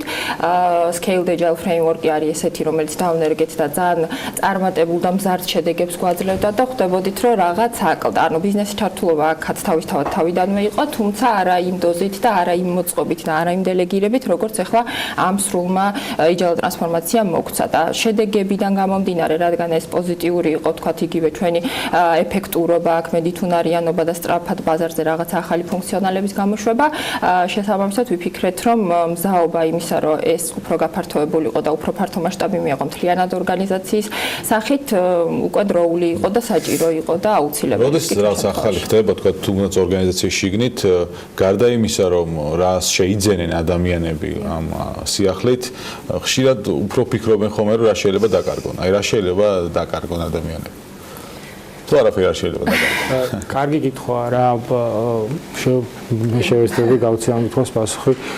პრინციპში როგორც თავიდან ითქვა რა, იმგანაც ახსენა, რომ ეს ცვლილება მეტწილად არის უფრო ასე ვთქვათ მენტალური ცვლილება, თუ როგორ უდგები შენ საქმიან გარემოში, როგორ ინტერპრეტირებას აკეთებ ადამიანთან ურთიერთობის დროს ამათონის საკითხებს.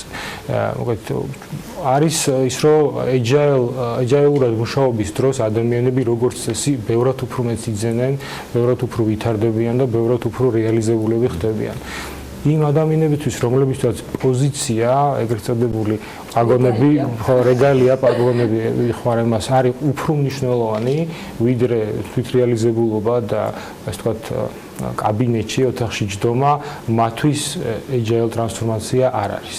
მათთვის შეიძლება ვთქვათ, რომ რასაკარგი, ანუ ადამიანები, ყველა ადამიანები ზოგი ისე უყურებს, ზოგი ასე უყურებს, ამიტომ ვთქვი, რომ უფრო თანამედროვე და თანამედროვე მსოფლმხედველობის მუშაობის პრინციპია agile-ის.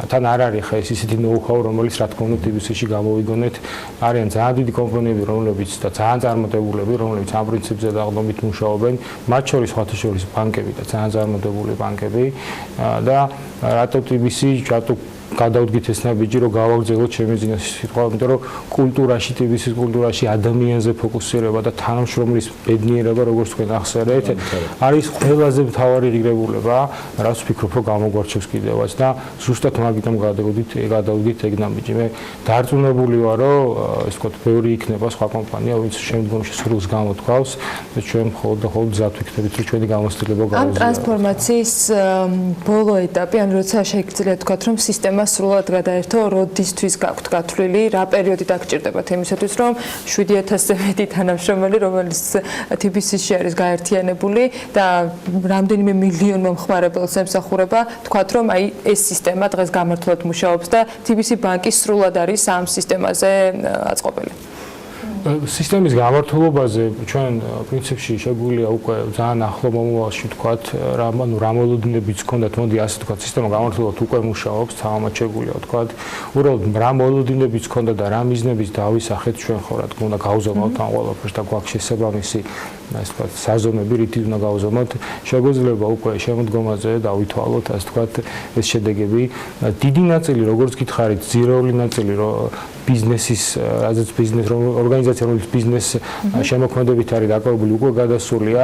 როგორც ვთქვით, შემოდგომიდან ვესწრებით, რომ სხვა ნაწილები კომპანიის ვეცადოთ, რომ გადავიყვანოთ, მათ შორის შუობილი კომპანიები და თავიდან ბოლომდე მოცვას, ასე ვთქვათ, ალბათ ერთი წელიწადიდან 2 წლამდე დაჭირდება. უბრალოდ არ არის პანაცეა, რომ გინდა თუ არა ყველაფერი მოვიცვათ, ხდებით. ანუ ის, რაც ყველაზე მნიშვნელოვანი იყო, სადაც ყველაზე მეტი ღირებულების შექმნა შეიძლებოდა, ხო? აი ამ ტრანსფორმაციით იქ ფაქტიურად ჩვენ ეს უკვე გავაკეთეთ. ეხლა მნიშვნელოვანია, რომ ეტაპობრივად, ნელ-ნელა მთელი ჯგუფის ფარგლებში, ასე ვთქვათ, გავახცევოთ ეს თუმცა ეს პროცესი იცით როგორი ესეთი ძალიან მკვეთრი და გამოხატული დასაწყისი და დასასრული ზოგადად არ აქვს. ეს არის ძალიან განგრძობითი პროცესი, რომელიც მუდმივად საჭიროებს გადახედებას, ცვლილებას და ეს არ არის რაღაცა, რაც თქვათ ხვალ დასრულდება და ისე უნივერსალური, ანუ ყველა ორგანიზაცია შეიძლება მოერგოს. ეს არის ეს აითონიკე მახსენა სხვა ბანკების გამოცდილება და რა თქმა უნდა ჩვენ სანამ კონკრეტულ გადაწყვეტილებამდე მივიდოდით, ამას აუცილებლად ვიზიარებდით და უყურებდით, მაგრამ ეს არის ისეთი რამ, რაისი ასე ვთქვათ პირდაპირ გადმოკოპირება და შენზე მორგება ამის წარმოუდგენელი არის, რაც არ უნდა კარგი შედეგების და კარგი გამოცდილების და კარგი დიზაინის მოწყობა ვნახოთ სადმე სხვა კომპანიაში. ეს არის ის შედეგი, რომელიც აუცილებლად შენი საჭიროებიდან, შენი სტრატეგიიდან გამომდინარე, შენ თვითონ უნდა შექმნა და თქვა რა გჭირდება, რისთვის აკეთებ ამას და უბრალოდ agile-ობისთვის თუ აკეთებ agile ტრანსფორმაციას, რა თქმა უნდა შედეგებამდე ვერ არის მენეჯმენტ მარკეტ სისტემები, რომელიც შეიძლება პირდაპირ წარმოიღო და დამოუკიდებლად. ეს არ არის რომლის copy-paste არის შესაძლებელი. ეს არის ისეთი რამ, რაც პროცესში შენ თვითონ უნდა მიხვდე რა გჭირდება, როგორ უნდა იყოს ეს სტრუქტურა და პროცესები აწყობილი და შესაბამისად ის მოიტანო შენ კოლეგებთან და შენ ორგანიზაციას. დარწმუნებული ვარ, ეს შედეგი შემოდგომაზე იქნება აუცილებლად კარგი, როდესაც იმიტომ რომ პრაქტიკამ ამ 3 წლის განმავლობაში ფაქტია ეს, რომ თქვენ მოგცეთ შესაძლებლობა მისი კიდევ უფრო ფართოდ გავრცელებისათვის გემუშაოთ. წარმატებას გისურვებთ და შემოდგომაზე შედეგებს დიდი სიამოვნებით დავეთქვით თქვენთან ერთად. მადლობა რომ ვიყავით საქმიანი დილის სტუმრები, თორნიკე გოგიჩაიშვილს, TBC ბანკის ოპერაციების მართვის დირექტორს და ინგა ველაურაძეს, TBC ბანკის agile ტრანსფორმაციის ხელმძღვანელს მასპინძლობდით საქმიანი დილის ეთერში. მოდით გადავხედოთ, როგორი ამენტიკოლდება მომდევნო 3 დღის განმავლობაში მთელი საქართველოს მასშტაბით და რამდენიმე წუთში უკვე ლიკა ქარდავას რუბრიკის დროა. ამინდის პროგნოზის სპონსორია სადაზღვევო კომპანია უნისონი. თავისუფალი დაზღვევა თქვენი სიმშვიდისათვის.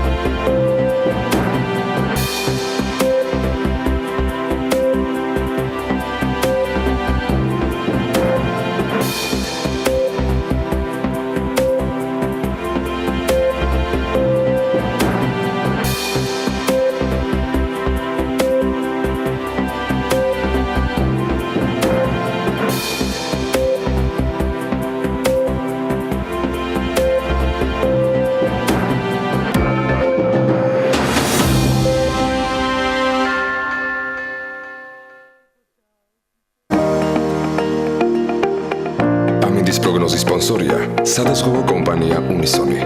თავისუფალი დაზღვევა თქვენი სიმშვიდისათვის.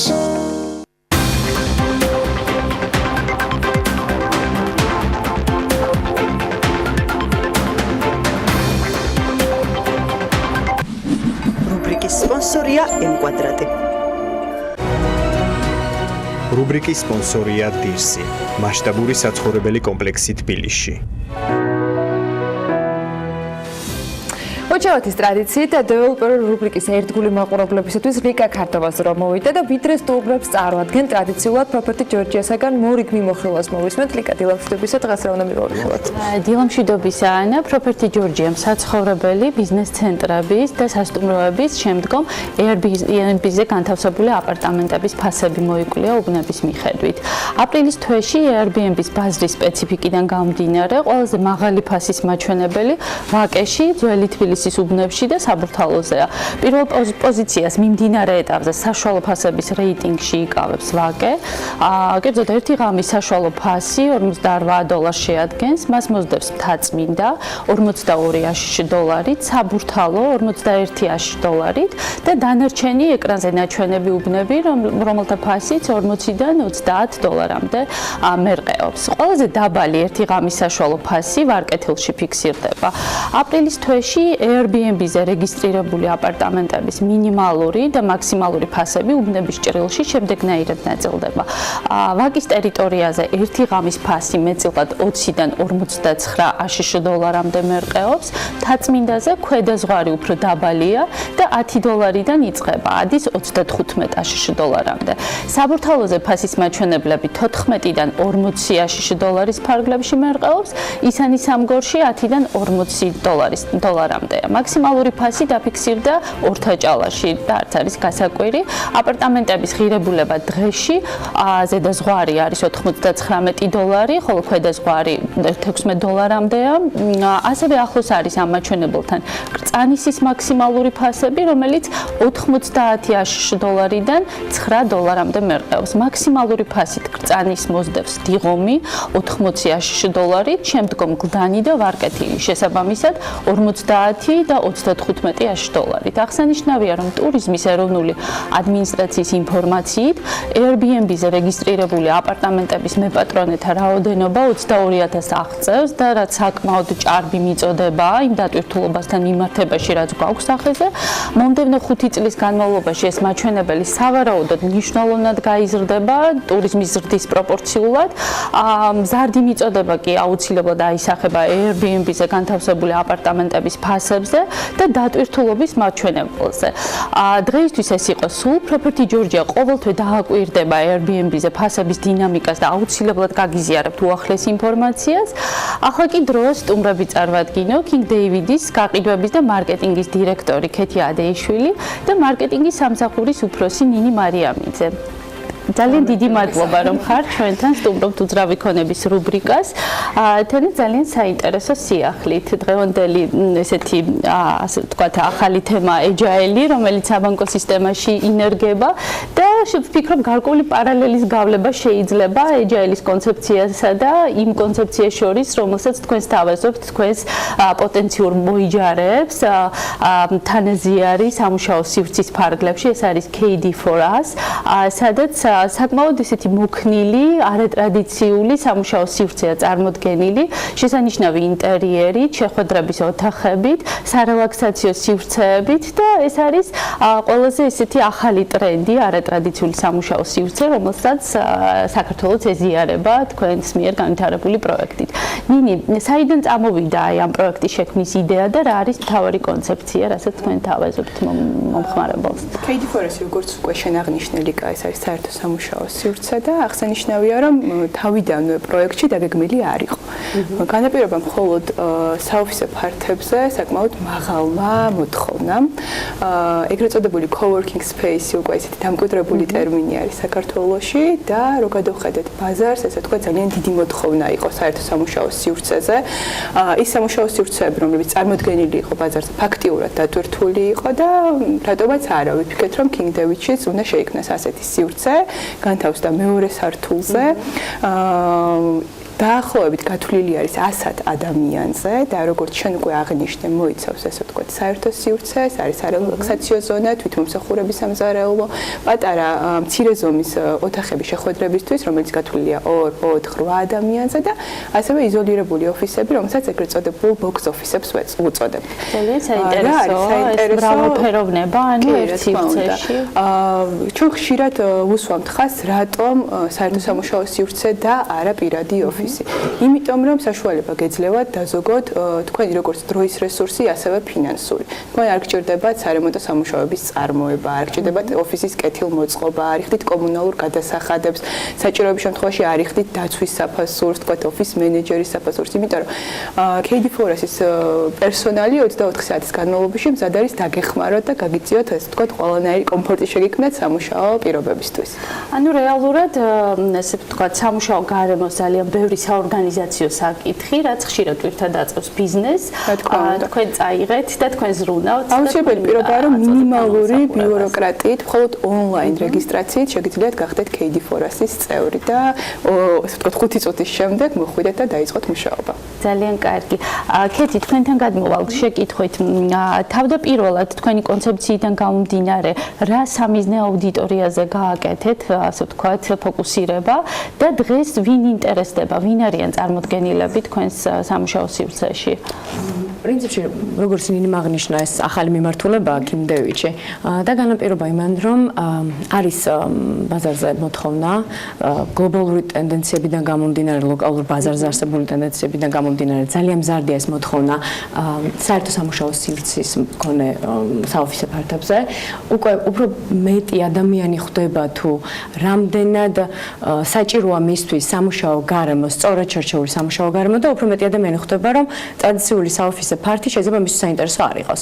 არიან ესეთი ადამიანების ჯგუფები, ანტრეპრენერები, ფრილანსერები, აუთსორსზე მომუშავე ადამიანები, მცირე ჯგუფები, რომლებიც ასაქმებენ 3-5 კაციან ჯგუფებს. ეს არის საკონსულტაციო ტიპის კომპანიები, სტარტაპერები, ან უბრალოდ სტუდენტები, რომლებსაც უნდათ რაღაც პერიოდი გამოყონ და მუშაობენ თავიანთ საგამოცდო მასალებზე მაგალითად. Coworking სივრცეს თავაზობს იმ ყველა აუცილებელ სერვისებს გაცილებით ხელმისაწვდომ ფასად და უფრო მოქნილი გრაფიკით, ვიდრე თქვა საოფისე ფართები, ტრადიციული საოფისე ფართები. რა თქმა უნდა, საზოგადოებაში კიდევ არის ნაწილი, რომელმაც არ იცის კარგად თუ რა არის coworking-ი და არ იცის ის უპირატესობები, რითაც ხასიათდება, თქვა coworking-ი ტრადიციულ საოფისე ფართებთან შედარებით და ნინიმ უკვე ილაპარაკა ამაზე, რომ ეს არის მაგალითად თქვენ შეგიძლიათ იმის მაგივრად ვიდრე იქირავთ 50 კვადრატული მეტრის ფართი საოფისე ფართი, თქვა 6 თვით ან 1 წლით ან 2 წლით დიდი პასუხისმგებლობაა, როცა ხარ დამწყები კომპანია, ან როცა ხარ სტარტაპერი. შენ ხვდები, რომ გჭირდება ადგილი, სადაც არ გაქვს ფინანსური ვალდებულება და გამოიყენებს სივრცეს ზუსტად იმ დროით, რა დროითაც გჭირდება. ჩვენ შეგვიძლია შემოგთავაზოთ, თქვა საათობრივი დატვირთვა, შეგვიძლია დღიური განაკვეთით მოვცეთ. ღამის განაკვეთში ზოგს ურჩევნია ღამე მუშაობა, ზოგს ვიკენდებზე, ზოგს 150 საათი სჭირდება თვის განმავლობაში. აქედან გამომდინარე სამუშაო პრინციპს ბიუჯეტს ერგებით, ფასის ეს მოქნილობა, გადახდის მოქნილობა დიდ უპირატესობას წარმოადგენს და ის მომენტი, რომ ხდება გამზადებული სივრცე, რომელსაც არ ელოდები, რომ გარემონტდეს, ავეჯით მოწყობილი, როცა არ ელოდებით და ხარჯს არ წევ ავეჯის მოწყობაში და ის მომენტი, რომ კომუნალურ გადასახადების შენი სადარდებელი არ არის, ბევრისთვის ძალიან მომხიბვლელია და ვცდილობთ ამას კომუნიკაციის მაგალითად შემიძლია დავადასტუროთ. ეს კომუნიკაცია უფრო აქტიური გავხადოთ, იმიტომ რომ დღესაც კი არიან ადამიანები, რომლებიც არ იციან რა არის coworking-ი. და რეალურად ეს არის ძალიან კომფორტული საერთო სამუშაო სივრცე, სადაც შეგიძლიათ იქირავოთ თქვენი სამუშაო მაგიდა და მიიღოთ ყველა ის სერვისი, რაცაც იღებთ სტანდარტულ საოფისე ფართის პირობებში. ძალიან საინტერესოა ეს ყველაფერი. ნინი, საფასო მხარეზე ვისაუბრეთ და იმაზე თუ რამდენად შეიძლება ეს იყოს, ასე ვთქვათ, სტარტაპერებისთვის და იგივე სხვა ზომის, მცირე ზომის ბიზნესებისთვის ხელმისაწვდომი და ხარჯთეფექტური. რა საფასო პოლიტიკას თავაზობთ თქვენ სამიზნე მომხმარებელს? KD4-ის შექმნამდე, რა თქმა უნდა, მოხდა ბაზრის შესწავლა და ვთვლით, რომ ჩვენი შეთავაზება საკმაოდ კონკურენტუნარიანია და ყველა დაინტერესებული პირისთვის, რომელიც განიხილავს საერთო სამუშაო სივრცის გამოყენებას, ის შეძლებს იპოვოს მასზე მორგებული შეთავაზება, როგორც ფინანსურად, ასევე დროის მიხედვით. მინიმალური პაკეტი იწყება 15 ლარიდან და ის გაძლევთ საშუალებას საღამოს 8 საათიდან დილის 9 საათამდე შეუზღუდავად ისარგებლოთ ყველა იმ სერვისით, რაც არის ესე ვთქვათ coworking სივრცეში. ყველაზე მაღალი ფასი შედარებით, რა თქმა უნდა, აქვს ეგრეთ წოდებულ box office, რომელიც არის იზოლირებული ოფისი, მაგრამ ის მოიცავს სამუშაო ადგილს 4-5 ადამიანისთვის, რომელიც არის აბსოლუტურად მოწყობილი, გჭირდებათ მხოლოდ თქვენი პერსონალური კომპიუტერი და მზად არის რომ დაიწყოთ მუშაობა. აქედან შეხვედრების ოთახებს თქვენ გასცემთ იჯარით საათობრივად. რა თქმა უნდა. იმ შემთხვევაში, როდესაც KD4-ის წევრი იღებს თვიურ პაკეტს, ანუ აქაც განსხვავებები არის, რა თქმა უნდა, მათ ეძლევათ საშუალება უფასოდ გამოიყენონ გარკვეული საათები შეხვედრების ოთახები. თუმცა შეხვედრების ოთახები, რომელიც უკვე აღნიშნა საკმაოდ მცირე ზომის არის 2-4-8 ადამიანზე გათვლილი თვითონ KD4-ის ტერიტორიაზე, შეუძლია იქირავოს როგორც KD4-ის წევრს, ასევე ნებისმიერ მსურველს და სხვათა შორის ძალიან კარგად იყენებენ სხვადასხვა პროექტები, მხოლოდ შეხვედრების ოთახებს, გამოუყენებიათ გასაუბრებებისთვისაც, მაგრამ თუ თქვათ KD4-ის წევრს აქვს სურვილი ჩაატაროს ბევრად უფრო მასშტაბური ღონისძიება, მისთვის კარი ღია არის ქაიხოლის საკონფერენციო დარბაზში, ქაიხოლის შეხვედრების ოთახში, რომელიც 12 ადამიანზე არის გათვლილი და ძალიან მინდა ესე ვთქვათ ხაზი გაუსვა იმ კომფორტს, რომელიც აქვს KD4-ის წევრის. გამომდინარე იქიდან, რომ ისინი ასე ვთქვათ არიან King David-ის ნაწილი, King David-ის წევრებიც, ისინი სარგებლობენ კაფეტერიით, რომელიც არის ბუფეტის ტიპის, სადაც არის იაპონური სამზარეულოს კუთხე, არის იტალიური რესტორანი და შემდეგი წლის ბოლომდე უკვე გაიხსნება სპა ცენტრი, ფიტნეს ცენტრი, სილამაზის სალონი, აუზი. ანუ შენობიდან გაუსვლელად ადამიანები შეძლებენ, რომ განიტვირთონ, გაერთონ და რა თქმა უნდა პროდუქტიულად იმუშაონ. პრინციპში ის ფაქტი, რომ თქვათ Property Georgia თუნდაც ან HR Hub-ი, იგივე ანტრეპრენერის წარმომადგენლები ჩვენთან შედარებით ვფიქრობ, რომ ძალიან ბევრ რამეზე მეტყველებს უკვე KD4-ს შემთხვევაში. ნამდვილად ძალიან კარგი გამოცდილებაა და მინდა აღვნიშნო, რომ საკმაოდ პროდუქტიულები ვართ აი ამ სივრცეში. საინტერესოა კეთი ნინი თქვენ ახსენეთ, რომ King David-ი არის მრავალფუნქციური და სხვადასხვა მიმართულებებს აერთიანებს. საინტერესოა კეთი რა ხდება საცხოვრებელ ნაწილში, რა ეტაპზეა გაყიდვები და რა ვთქვათ, რას თავაზობთ თქვენ მომხმარებელს დღეს? ჩვენთან პრინციპში ბევრი სიახლეა, სულ ცოტა ხნის წინ აპრილის დასაწყისში მოვაწყოთ პირველი მექანიზებული ორდონიანი პარკინგის გახსნა. მსგავსი პრეცედენტი არის მხოლოდ King David-ში და საქართველოში პირველი მექანიზებული პარკინგი. ამავე დღეს ჩვენ ხელი მოვაწერეთ Yongsin Industry Group-თან მეორე შეკვეთაზე, რომელიც მოიაზრებს სამდონიანი მექანიზებული პარკინგის მონტაჟს. ჯამში აღნიშნული პროექტის განხორციელებით King David-ი აღიჭურება სადღაც 600-მდე ავტოსადგომით, რაც სრულად დააკმაყოფილებს როგორც საცხოვრებელი ნაწილის, ისე ბიზნეს ცენტრის მონიტორების მოთხოვნებს და რა თქმა უნდა ჩვენთან ძალიან ბევრი ინფრასტრუქტურული ობიექტია, რომელიც ემსახურება ასევე გარედან მოსულ სტუმრებს, რესტორანი, სპა, ფიტნეს ცენტრი, ვთქვათ, იგივე coworking-ი, შესაბამისად მთლიანად იქნება დაკმაყოფილებული ეს მოთხოვნა. და გვიხარია, რომ საერთოდ Resit Holding-ი, რომელიც აღნიშნულ პროექტს ახორციელებს, პირველია, რომელმაც თბილისში არსებული გამოწვევის საპასუხოდ რეალურად ალტერნატივა დღევანდელ რეალობაში სხვა არ გვაქვს, იმიტომ რომ დამატებით სივრცეებს ვერ შეიქმნება ასე და ყველაზე ოპტიმალური ვარიანტია მექანიზებული პარკინგები გამოიყენოთ და განახორციელოს პრინციპში მნიშვნელოვანია, რომ ეს პროგრამა თბილისის მასშტაბით განხორციელდეს. იმიტომ რომ თუ თქვა 14 კვადრატულ მეტრში კლასიკური პარკინგის განთავსება შესაძლებელია მხოლოდ ერთის, აღნიშნული სისტემა მინიმუმ 2 ავტოსადგომი, ანუ მანქანის განთავსებას ემსახურება. რაც შეეხება საცხოვრებელ ნაწილს, ცოტა ხნის წინ დაემატა მენეჯმენტმა დაამატა გაყიდვაში საინვესტიციო ტიპის ბინები 51 კვადრატული მეტრიდან რეალურად. და რას მოიაზრებს საინვესტიციო შეთავაზება? King David-ის თავაზობს უძრავ ქონებაში ინვესტიციით დაინტერესებულ ადამიანებს საინტერესო შესაძლებლობას სულ რაღაც 5-6 წელიწადში შესაძლებელია კაპიტალ დაბანდების ამოღება. არის გავითვალისწინებთ იმას, რომ ინფრასტრუქტურა საკმაოდ განვითარებული გვაქვს. მისი ადგილმდებარეობაც ასევე დადებითად დაისახება ზოგადად გაქირავების სისტემებზე. თან ის ფაქტი, რომ თბილისი წლის განმავლობაში ზღვისპირა ქალაქებისგან განსხვავებით არის ტურისტების დიდი ნაკადის მასპინძელი, როგორც ასეთი.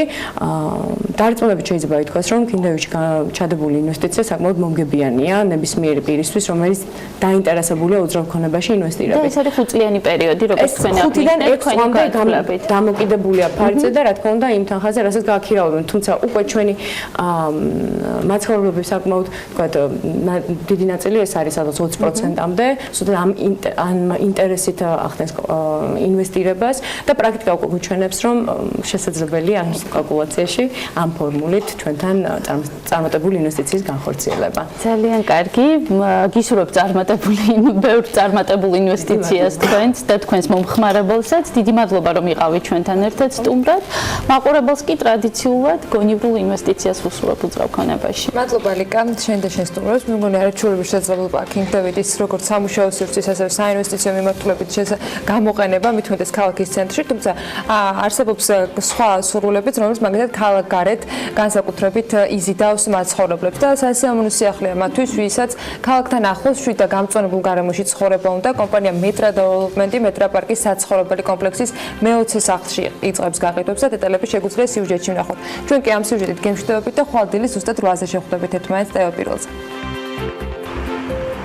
Metra Development Metra პარკის მე-20 სახლში ბინების გაყიდვებს იწყებს. კომპანიაში აცხადებენ, რომ ბინები მომავალ მობინადრეებს მშენებლობის დაწყებიდან 2 წლის თავზე თეთრი კარკასის მდგომარეობაში ჩაბარდებათ. პროექტის მიხედვით 7 სართულიან კორპუსში საცხოვრებელი სახლები მეორე სართულიდან დაიწყება. პირველი სართული კი კომერციულ ფართებს მოხმარდება. კომპანიამ ზედაზოლის მშენებლობის მოსამზადებელი სამუშაოები უკვე დაიწყო. პროექტის ფარგლებში არსებულ 19 შენობას დამატებით 3 სახლი შეემატება, საიდანაც ერთზე მერია შესაბამისი ნებართვა უკვე არსებობს. ამ ეტაპზე მეტროპარკი შედგება 19 დასრულებული სახლისგან. ეტაპობრივად კომპლექსის ტერიტორიაზე აშენდება კიდევ 3 ახალი სახლი. ერთ-ერთ მათგანზე მშენებლობის ნებართვა უკვე გაცემულია და დაწყებულია მოსამზადებელი სამუშაოები მე-20 სახლის მშენებლობისთვის. მოცემული პროექტის მიმართ დიდი ინტერესიდან გამომდინარე, კომპანია უკვე იწყებს მე-20 სახლის ბინების გაყიდვებს. მინიმალური კვადრატულობა ბინის არის 68 კვადრატი, აღნიშნული სახლი არის 7 სართულიანი. ბინები ვარდება თეთრი კარკასის კონდიციით მშენებლობის დაწყებიდან 2 წლის თავზე.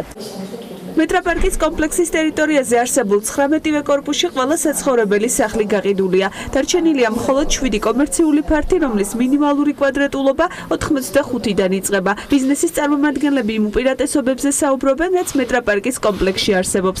საბავშვო ბაღი ანბანელას მენეჯერი აქცენტს უსაფრთხოებაზე, ეკოლოგიურად სუფთა გარემოსა და გამწვანებაზე აკეთებს. ანბანელა გახლავთ გუნდი 12 წლიანი გამოცდილებით, შესაბამისად ზუსტად ვიცით რა არის საჭირო ჩვენი პატარების გონებრივი და ფიზიკური განვითარებისათვის. ჩვენი მესამე ფილიალის გახსნათ მეტროპარკის ტერიტორიაზე განპირობებულია იმით, რომ შეგვეთავაზებინა ბავშვებისათვის მშვიდი ეკოლოგიურად სუფთა გარემო. ზუსტად ამ სერვისებს უზრუნველყოფს მეტროპარკი, მუდმივად განახლებადი სერვისი, უსაფრთხოების სისტემა, დაცული გარემო. რაც თავარია, კომპლექსი მდებარეობს ქალაქის ცენტრთან ახლოს, რაც ვიფიქრეთ, რომ დამატებითი კომფორტი იქნებოდა აქ მცხოვრებლებისათვის. ქალაქის ცენტრიდან 7 წუთის სავალზე არსებულ კომპლექსში მშვიდი და ეკოლოგიურად სუფთა გარემოს შექმნაზე კომპანია უწყვეტ რეჟიმში ზრუნავს. მხოლოდ 2018 წელს გამწვანების პროექტზე Metra Development-მა 55,000 სკვერების მოწყობაზე 150,000, ხოლო სტადიონის მშენებლობაზე 155,000 ლარი დახარჯა.